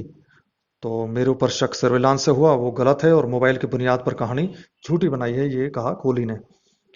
अभियोजन पक्ष ने गिरफ्तारी के समय मोबाइल बरामद होने का दावा किया, फर्द बनाई, और लेकिन गवाह का विवरण नहीं दिया और बरामदगी सब झूठी है। तो दलील दी गई, कोर्ट गलत बातों पर विश्वास करके कि मैंने पायल की हत्या करी और मकान नंबर D5 के पीछे उसकी बॉडी, खोपड़ी, हड्डी, कपड़े, चप्पल, पर्स वगैरह फेंक दिए। तो कोर्ट ऐसे फांसी देती चली आई है, जो गलत है। तो अभियोजन की गवाही में विरोधाभास है। विवेचक ने चाकू बरामद होना बताया है, जो झूठा है। ऐसे बरामद चाकू से प्याज भी नहीं काटी जा सकती, आदमी तो दूर की बात है। तो गवाह दुर्गा प्रसाद के बयान विरोधी हैं आपस में। चीफ एग्जाम में वो बिजली खंबे से कंपाउंड के अंदर बताता है और क्रॉस में वो कंपाउंड के बाहर बताता है। कुल्हाड़ी का झाड़ी से बरामद होना वो बताता है, जो गलत है। और ये सब फर्जी है। आईओ ने फर्जी जांच में ये चीज रखवाई है। उन्होंने मेरी गिरफ्तारी 29 दिसंबर 2006 को दिखाई है और ये बरामदगी की बात पूरी तरह नाटक है, गलत है। तो FSL लेबोरेटरी आगरा वालों ने जो है कुछ दवा और जहर की बोतल कमरे से बरामदगी बताई, जिसको CBI ने साक्ष्य में नहीं लिया। और FSL आगरा वालों को हड्डियां, कपड़े, चप्पलें आदि गैलरी में मिली। और जो गवाह बनाए हैं वो भरोसेमंद नहीं है। एक उसने कोहली ने बड़ी खास यहाँ बात बताई कि D5 में सेक्टर 31 में एक कांड हुआ और उससे मिली हुई कोठी जो D6 है, उस D6 कोठी का मालिक है डॉक्टर नवीन चौधरी। तो उस पर कोहली ने आरोप लगाए। तो यहां ये बताना प्रासंगिक है, मैं आप लोगों को बता दूं कि ये जो D6 का मालिक डॉक्टर नवीन चौधरी है, इसका हॉस्पिटल था पड़ोस के ही सेक्टर 30 में। और जो कि इस जो घटना स्थल है, इससे करीब करीब 500 मीटर के अंदर ही इसका हॉस्पिटल है, NMC। और एनएमसी वो हॉस्पिटल है, आप में से कई लोगों को ध्यान होगा, जिसमें यूपी का और शायद देश का भी, भारत देश का भी पहला किडनी रैकेट का कांड खुला था। एक सिपाही था सेक्टर 20 थाने का ही, सेक्टर 20 नोएडा थाने का, वो दिल्ली स्टेशन से, रेलवे स्टेशन से जो देश भर से गरीब लोग आते थे बेचारे रोजगार की तलाश में, उनको पकड़ के ले आता था कि तुम्हारा रोजगार लगवाऊंगा, नौकरी लगवाऊंगा। और फिर सेक्टर 30 इसी एनएमसी हॉस्पिटल में, जिसका मालिक डॉक्टर नवीन चौधरी है, उसके अस्पताल में कि तेरा मेडिकल होगा, पहले मेडिकल कागज लगेगा नौकरी के लिए। तो लोग जानते ही हैं कि नौकरी के साथ ज़्यादातर मेडिकल मांगे जाते हैं कि उस स्वास्थ्य हेल्थ सर्टिफिकेट, हेल्थ की फिटनेस ठीक ठाक है। तो वो लोग चले जाते तो उसे बेहोश होकर करके उसकी किडनी निकाल लेते थे वो लोग। तो उस तरह से जो है यहाँ पर किडनी रैकेट का कांड चलता था, और उसमें इस डॉक्टर नवीन चौधरी पर और उस यूपी पुलिस के उस सिपाही पर और कई डॉक्टर्स पर जब ये रैकेट कांड खुला तो पूरे देश में हवा मच गई थी। सन 1990 के आसपास की बात है। तो ये सब हुआ था। तो बाद में सबूतों के अभाव में या हमारे सिस्टम की कमी की वजह से ये पता चला कि डॉक्टर नवीन चौधरी उससे बच गया उस केस से। और प्राइवेट हॉस्पिटल है, बहुत बड़ा हॉस्पिटल नहीं है, एक छोटा हॉस्पिटल है। तो आजकल तो उसने वो हॉस्पिटल कुछ दूसरे लोगों को बेच दिया है, जिसमें नोएडा जो इंडस्ट्रियलिस्ट एसोसिएशन है उसका जो चेयरमैन है या प्रेसिडेंट है, तो विपिन मल्लन, वो फिलहाल उस हॉस्पिटल को चला रहा है एक और पार्टनर के साथ। तो कहने का मतलब ये है कि उस डॉक्टर नवीन चौधरी की कोठी इस सरदार की कोठी से, जिसमें ये केस हुआ है D5, उसके बगल में ही है, यानी D6 से मिली हुई है। तो उस पर सुरेंद्र कोहली आरोप लगाता है कि अपनी इस लिखित बहस में कि D6 कोठी के मालिक नवीन चौधरी हैं, उनकी छत से कुछ हड्डियां मिली थी और घर के पीछे से खोपड़ियां, कपड़े, चप्पलें आदि बरामद हुए थे।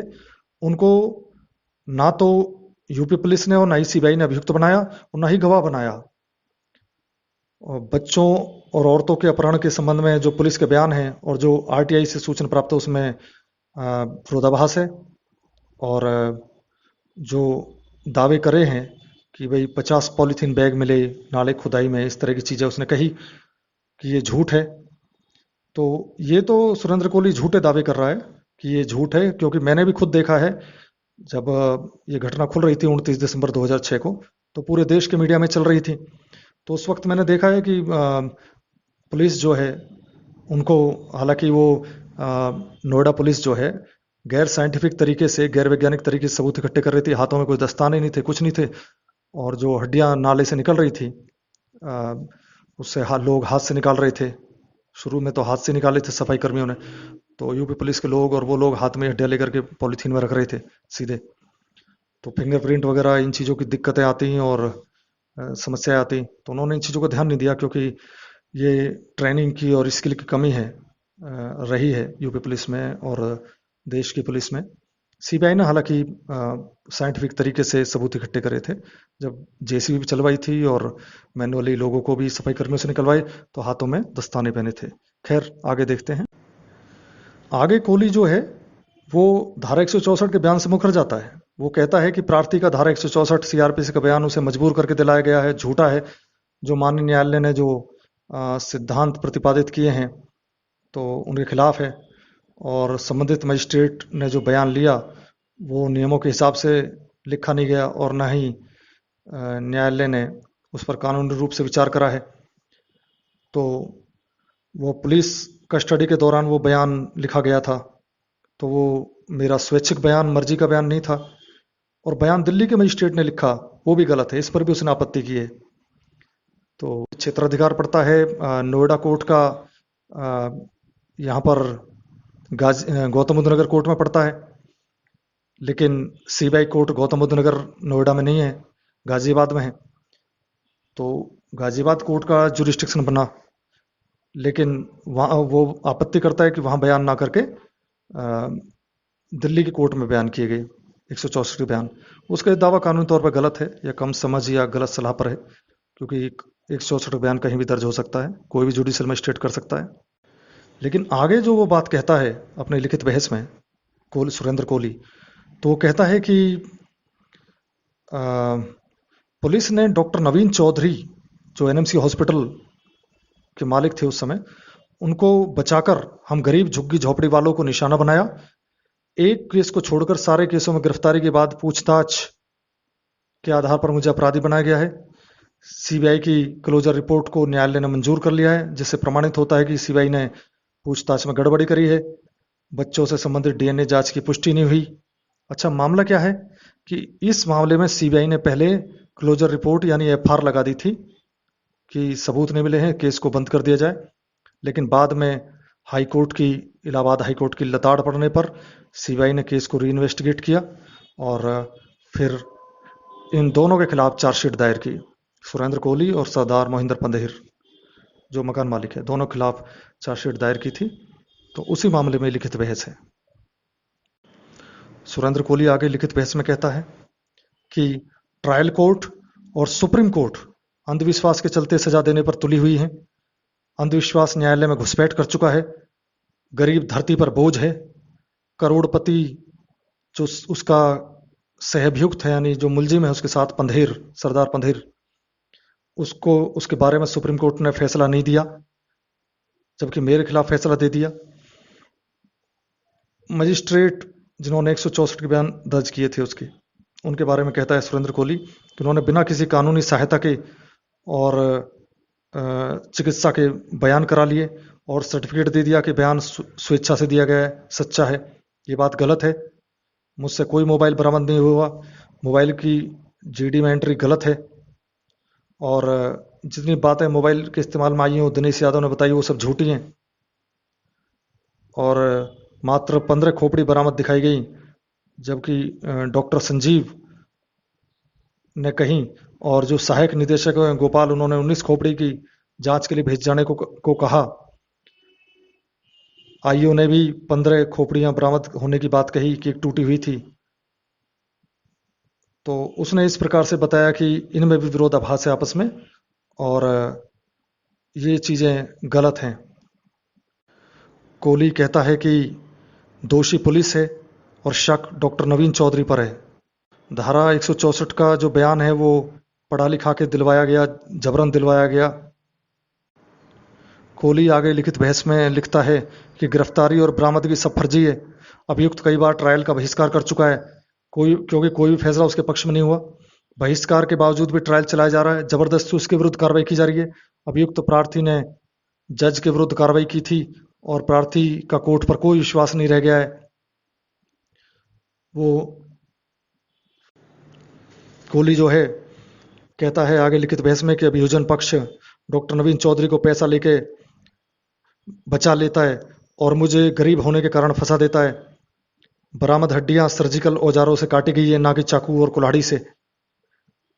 यदि पंधेर ने अपराध से संबंधित कोई सामग्री बरामद नहीं कराई तो उसके हस्ताक्षर फर्द पर किस हैसियत से हैं, इसका भी कोई स्पष्टीकरण अभियोजन ने नहीं दिया। ऐसा भी कोहली आगे कहता है कि पुलिस ने कोरे कागज पर मुझसे दस्तखत कराए और चाकू और कपड़ों की बरामदगी यदि 2 लोगों की निशानदेही पर हुई तो अकेला मेरा नाम क्यों घसीटा गया? खून लगे पत्थरों को न्यायालय में पेश नहीं किया गया। तो आरटीआई की सूचना के अनुसार नवीन चौधरी शक के दायरे में है, फिर गरीब लोगों को निशाना क्यों बनाया गया? कोहली आगे कहता है कि इस मामले में जो उसका 164 का बयान है वो नहीं पढ़ा जा सकता। सजा देने के लिए बहाना तलाशना अन्याय है। हो सकता है किसी अन्य व्यक्ति ने हत्या की हो और प्रार्थी की तुलना में डॉक्टर नवीन चौधरी पर ज़्यादा शक करना चाहिए। और यदि न्यायालय को विश्वास पर फैसला देना है तो पुलिस दोषी है। यदि शक पर फैसला देना है तो डॉक्टर नवीन चौधरी दोषी है। न्यायालय अंधविश्वासी हो गई है और साजिश में शामिल है। न्याय मात्र का दिखावा करती है।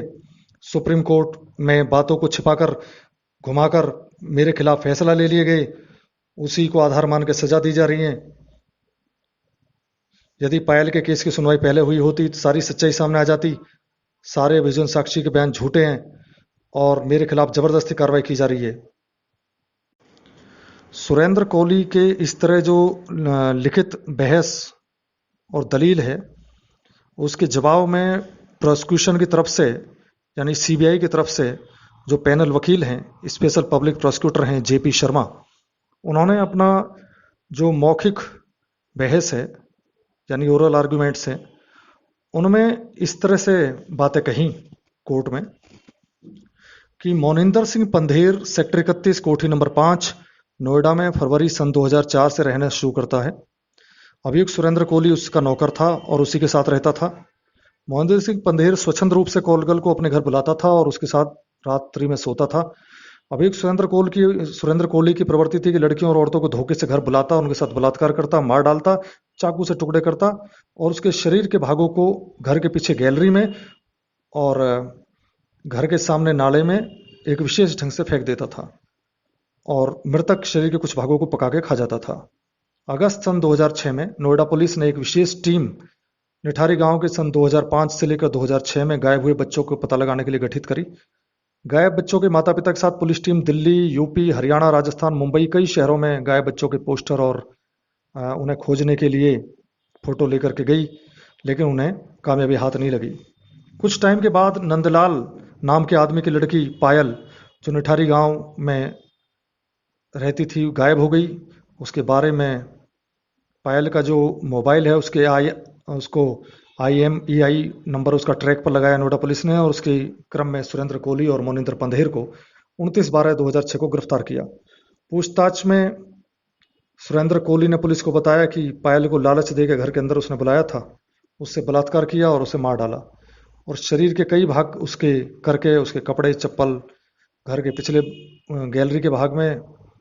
और असल में ये गैलरी जिसको कह रहा है वो आपको बताऊं कि घर के पीछे इसके ठीक वाटर टैंक कंपाउंड है, तो काफ़ी बड़ी जगह में, तो उसकी दीवार है, तो उस दीवार और इसकी D5 कोठी के बीच नाला है, एक मीडियम चौड़ाई का नाला है। तो उस नाले में तो मैं आपको बता रहा था कि ये जो गैलरी कह रहा है, तो वो गैलरी वाटर वर्क्स कंपाउंड और इसके बीच में जो नाला है D5 कोठी के बीच में, तो उस मीडियम चौड़ाई के नाले में ये डाल देता था और उसके बीच थोड़ी सी जगह साइड में भी है खाली, तो उसको ये बार बार गैलरी कह रहा है। ठीक है, आगे सीबीआई के special public prosecutor JP Sharma आगे कहते हैं कि सुरेंद्र कोहली ने जो है अनेक जो संख्या में खोपड़ियाँ, हड्डियाँ, शरीर के भाग गैलरी और उस नाले से पाए। ये उन लोगों के खोपड़ी, हड्डी, चप्पल, लड़कियों, औरतों के जिनको वो धोखे से कोठे में बुलाता था और सेक्स करने की कोशिश करता था, शरीर के भागों में काटता, उनको फेंक देता था वहाँ पर। तो मृतका पायल का पर्स और चाकू, कटे हुए शरीर के भाग भी अभियुक्त कोहली ने निशानदेही पर बरामद किए गए और इन्वेस्टिगेशन दौरान सीबीआई ने दोनों अभियुक्त सुरेंद्र कोहली और मोहिंदर सिंह पंधेर को पुलिस कस्टडी रिमांड में लेकर पूछताछ की। पूछताछ में सुरेंद्र कोहली ने बताया कि गुमशुदा बच्चों को वो ऐसे बलात्कार और मृत्यु कारित करने में वो शामिल है। तो इन्वेस्टिगेशन दौरान सुरेंद्र कोहली की धारा 164 CRPC के बयान जो है वो MM court Patel house Delhi में दर्ज किए गए, जिसमें उसने इस तरह से, आपको पता ही है कि उसके बयान किस प्रकार से दर्ज थे, तो उन सब का विवरण उन्होंने दिया है। आगे जेपी शर्मा कहते हैं कि जो सुरेंद्र कोहली ने कहा है कि डॉक्टर नवीन अपराध में शामिल थे और फिर भी उनको छोड़ दिया गया, ये गलत है और उसके डॉक्टर नवीन के खिलाफ कोई सबूत नहीं पाया गया। डॉक्टर को इस तरह से सीबीआई ने क्लीन चिट दी और दोनों पक्षों को सुनने के बाद जो सीबीआई की स्पेशल कोर्ट है उसके प्रिजाइडिंग ऑफिसर पवन कुमार तिवारी HJS, उन्होंने ये पाया, दोनों पक्षों के एविडेंस बहस को सुनने के बाद, तमाम जो कागजात हैं फाइल पर, पत्रावली पर जो दस्तावेज हैं, उन सब के परिशीलन के बाद, उनकी समीक्षा के बाद ये पाया कि जो उसने सवाल उठाया है चाकू के बारे में सुरेंद्र कोहली ने, कि वो उससे सब्जी भी नहीं काटी जा सकती, तो उसके बारे में उन्होंने कहा है कि ऑनरेबल सुप्रीम कोर्ट ने अरुण राज केस 2010 में माना है कि यदि किचन का चाकू धारदार है तो उसे खतरनाक हथियार माना जा सकता है। और इस मामले में अभियोजन साक्षी राजेंद्र सिंह ने जो सुरेंद्र कोहली से बरामद चाकू है उसकी धार तेज बताई है, और सुरेंद्र कोहली ने जो 15, 16 और 19 हड्डियां, मानव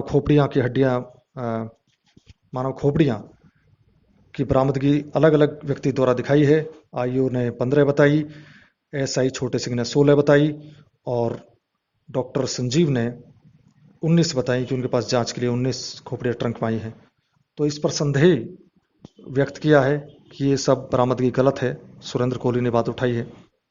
कोर्ट ने कहा है कि ये बरामदगी धारा 27 एविडेंस एक्ट के तहत ठीक है, पहली बात। और दूसरी, जहां तक संख्या में अंतर की बात है, तो पूरी स्कल यानी खोपड़ी की हड्डियां एक साथ नहीं थी, वो पूरी नहीं थी, टूटी हुई थी। फ्रंट की सारी हड्डी थी कुछ में, और सुपर इम्पोजिशन उससे संभव है, और अलग अलग थी, इसलिए गिनती में अंतर आना स्वाभाविक है। कोर्ट ने अपने फाइंडिंग में ये पाया। पुलिस के खिलाफ जो झूठी गवाही देने के आरोप लगाए हैं सुरेंद्र कोहली ने, उस बारे में कोर्ट ने कहा है कि ये पूरी तरह से सच नहीं है, कि पुलिस वाले झूठ बोलते हैं, सभी पुलिस वाले झूठ बोलते हैं। क्योंकि समाज में अच्छे और बुरे दोनों तरह के लोग रहते हैं, इस प्रकार पुलिस विभाग में भी हो सकता है, बल्कि होते ही हैं दोनों प्रकार के, मैं कहूं तो। किंतु यह सदैव अवधारित नहीं किया जा सकता कि पुलिस कर्मचारीगण द्वारा दिया गया बयान आवश्यक रूप से झूठा है, क्योंकि पुलिस वालों से अभियुक्त की कोई दुश्मनी आदि होने का प्रमाण पत्रावली पर उपलब्ध नहीं है। कुल मिलाकर सारी बातों को देखकर कोर्ट ने कहा कि बचाव पक्ष यानी सुरेंद्र कोहली के तर्कों में कानूनी बल नहीं है। कोर्ट में 313 सीआरपीसी के बयान के तहत कोहली ने जो कहा, उसने ये कहा कि बरामदगी की बात झूठी है। धारा 164 का बयान देने के लिए मजिस्ट्रेट साहब ने मुझे अलर्ट तो करा था, लेकिन सीबीआई वालों ने मुझसे कहा था कि तुम्हें कहना है कि मैं बयान देना चाहता हूं, और 40-50 पेज के कागजों में मेरे दस्तखत कराए थे जो अंग्रेजी में थे, इसलिए मालूम नहीं उनमें क्या लिखा था। 3rd डिग्री इस्तेमाल करके सारी चीजें कराई गई थी, मेरे खाली पेपर्स पर दस्तखत कराए गए, मेरे पैर और नाखून उखाड़े गए, गोदाम में पेट्रोल डाला गया, मेरे गुप्तांग जलाए गए, और 164 के बयान न देने पर सीबीआई द्वारा मेरे बच्चों को पब्लिक कस्टडी में देने और उन्हें मरवाने की धमकी दी गई थी, जिस कारण मैंने बयान दिया था। मुझे गरीब होने के नाते फंसाया गया है और मैं गरीब आदमी हूं। इस तरह अन्य निर्दोषता संबंधी उत्तर और अपराध से मुकरने की बात उसने कही। लेकिन कोर्ट ने अपने निष्कर्ष में पाया कि परिस्थितियों के आकलन और पत्रावली के परिशीलन से साफ होता है कि अभियुक्त की निशानदेही पे ही मृतकों की खोपड़ियां, हड्डियां, कपड़े, चप्पल, चूड़ियां आदि की बरामदगी मकान नंबर D5 सेक्टर 31 नोएडा और उसके पीछे बनी गैलरी और सामने बने नाले और पड़ोस के मेन रोड के नाले से ही बरामदगी की गई, और हथियार, कुल्हाड़ी, चाकू आदि की बरामदगी अभियोजन ने भली भांति साबित की है। और 164 के बयान जो है मजिस्ट्रेट सामने स्वैच्छिक रूप से उसने दिए हैं, ये भी भली भांति साबित है, और धारा 27 के तहत ये बरामदगी जो है पूरी तरह से अभियोजन ने साबित करी है। साथ ही ये भी कोर्ट ने कहा कि उल्लेखनीय है कि यदि अभियुक्त मुलजिम जो है धारा 313 के बयान में गलत उत्तर देता है, तो उसे जो सर्कमस्टेंशियल एविडेंस है, परिजन्य साक्ष्य है, उसकी कड़ी को पूरा करने के लिए लिंक समझा जाएगा, जैसा एंथोनी डिसूजा केस 2003 में सुप्रीम कोर्ट ने ऐसा हेल्ड किया है, अब निर्धारित किया है। दूसरे जो 164 के बयान हैं जो Shri Chandrashekhar metropolitan magistrate Patel house court नई दिल्ली ने सुरेंद्र कोहली के लिए थे, उसको सुप्रीम कोर्ट में सुरेंद्र कोहली बनाम उत्तर प्रदेश राज्य के मामले में ऑनरेबल सुप्रीम कोर्ट ने उनको मान्यता दी है और उन्हें स्वैच्छिक माना है। तो सीबीआई की स्पेशल कोर्ट ने कहा है कि उसके खिलाफ फाइंडिंग देने का सवाल ही नहीं उठता। दूसरे 164 के बयानों की, जो सुरेंद्र कोहली के 164 के बयान हैं, उनकी पूरी ऑडियो वीडियो रिकॉर्डिंग की गई और एकदम स्पष्ट रूप से की गई, स्थापित कानून के तहत की गई, और उसमें कहीं भी ऐसा नहीं लगता कि सुरेंद्र कोहली को जबरन वो बयान करवाया जा रहा है।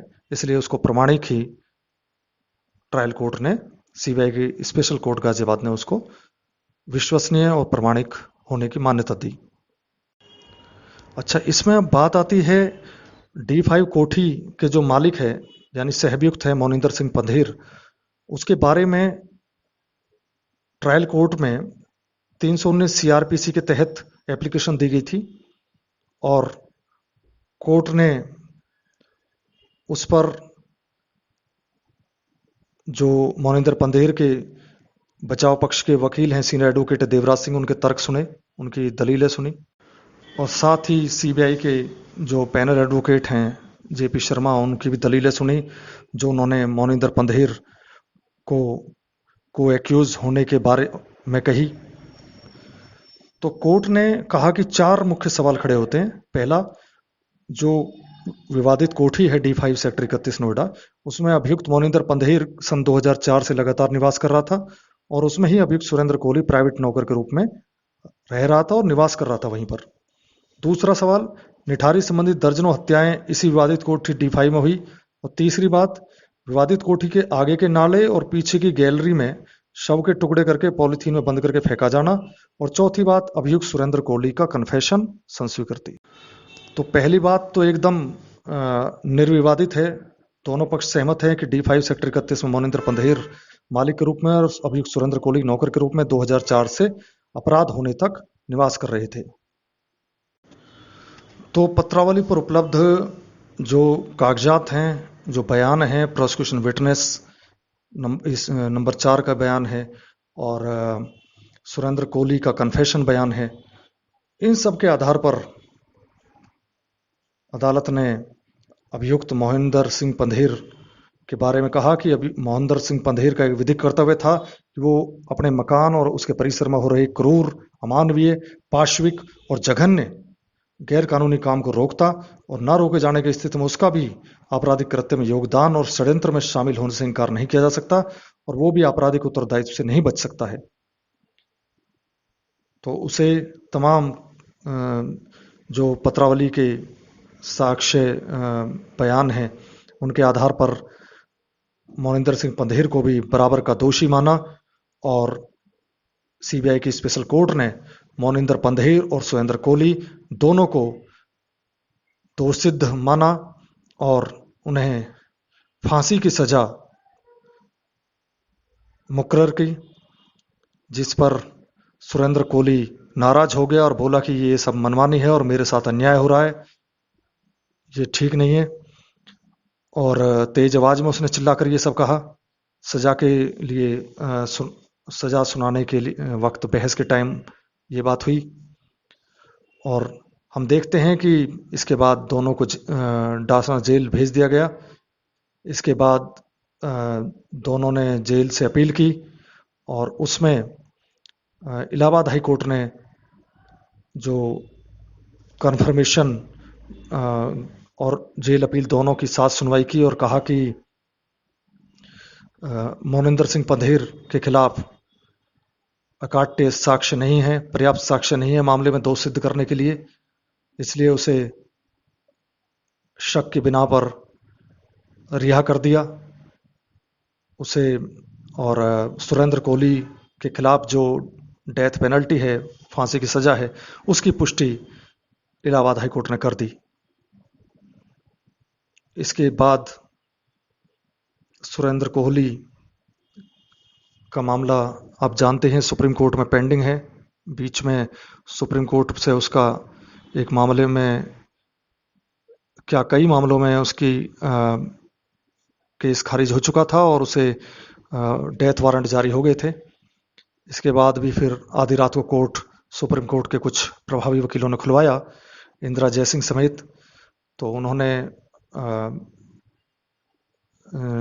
जस्टिस, शायद चीफ जस्टिस के घर पर हुई सुनवाई में, चैम्बर सुनवाई में फांसी की सजा पर रोक लगवाई और सुबह 5 बजे से पहले ही उसके कागजात शायद रात को 3-4 बजे के बीच गाजियाबाद के डीएम और मेरठ के डीएम और जेल सुपरिटेंडेंट को रिसीव कराई गई और इस तरह उसकी फांसी रुकी। अभी उसका केस की कुछ फाइलें सुप्रीम कोर्ट में पेंडिंग है और कुछ फाइलों में डिस्ट्रिक्ट कोर्ट में भी संभवतः काम अभी उसका विचारण चल रहा है। जबकि सरदार मोहिंदर सिंह जो को एक्यूज है D5 सेक्टर 31 कोठी का मालिक है, वो ज़्यादातर मामलों में दोष मुक्त हो चुका है, ट्रायल कोर्ट से भी और ऊपर की कोर्ट से भी। वो आजकल चंडीगढ़ में रहता है।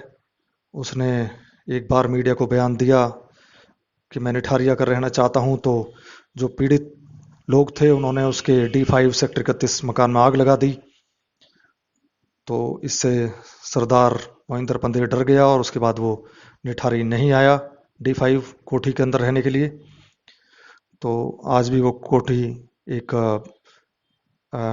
भूत बंगला टाइप में जंगल झाड़ झंकाड़ उसमें खड़े हुए हैं जंगल की तरह, और रास्ता तो उसके सामने खुल गया है, लेकिन कोठी के गेट जो है वो पूरी तरह से झाड़ झंकाड़ झाड़ियों से बंद है। वर्तमान में वस्तु स्थिति जो है वो इस तरह है। अब आप देख लीजिए कि इसमें कौन दोषी है और कौन निर्दोष।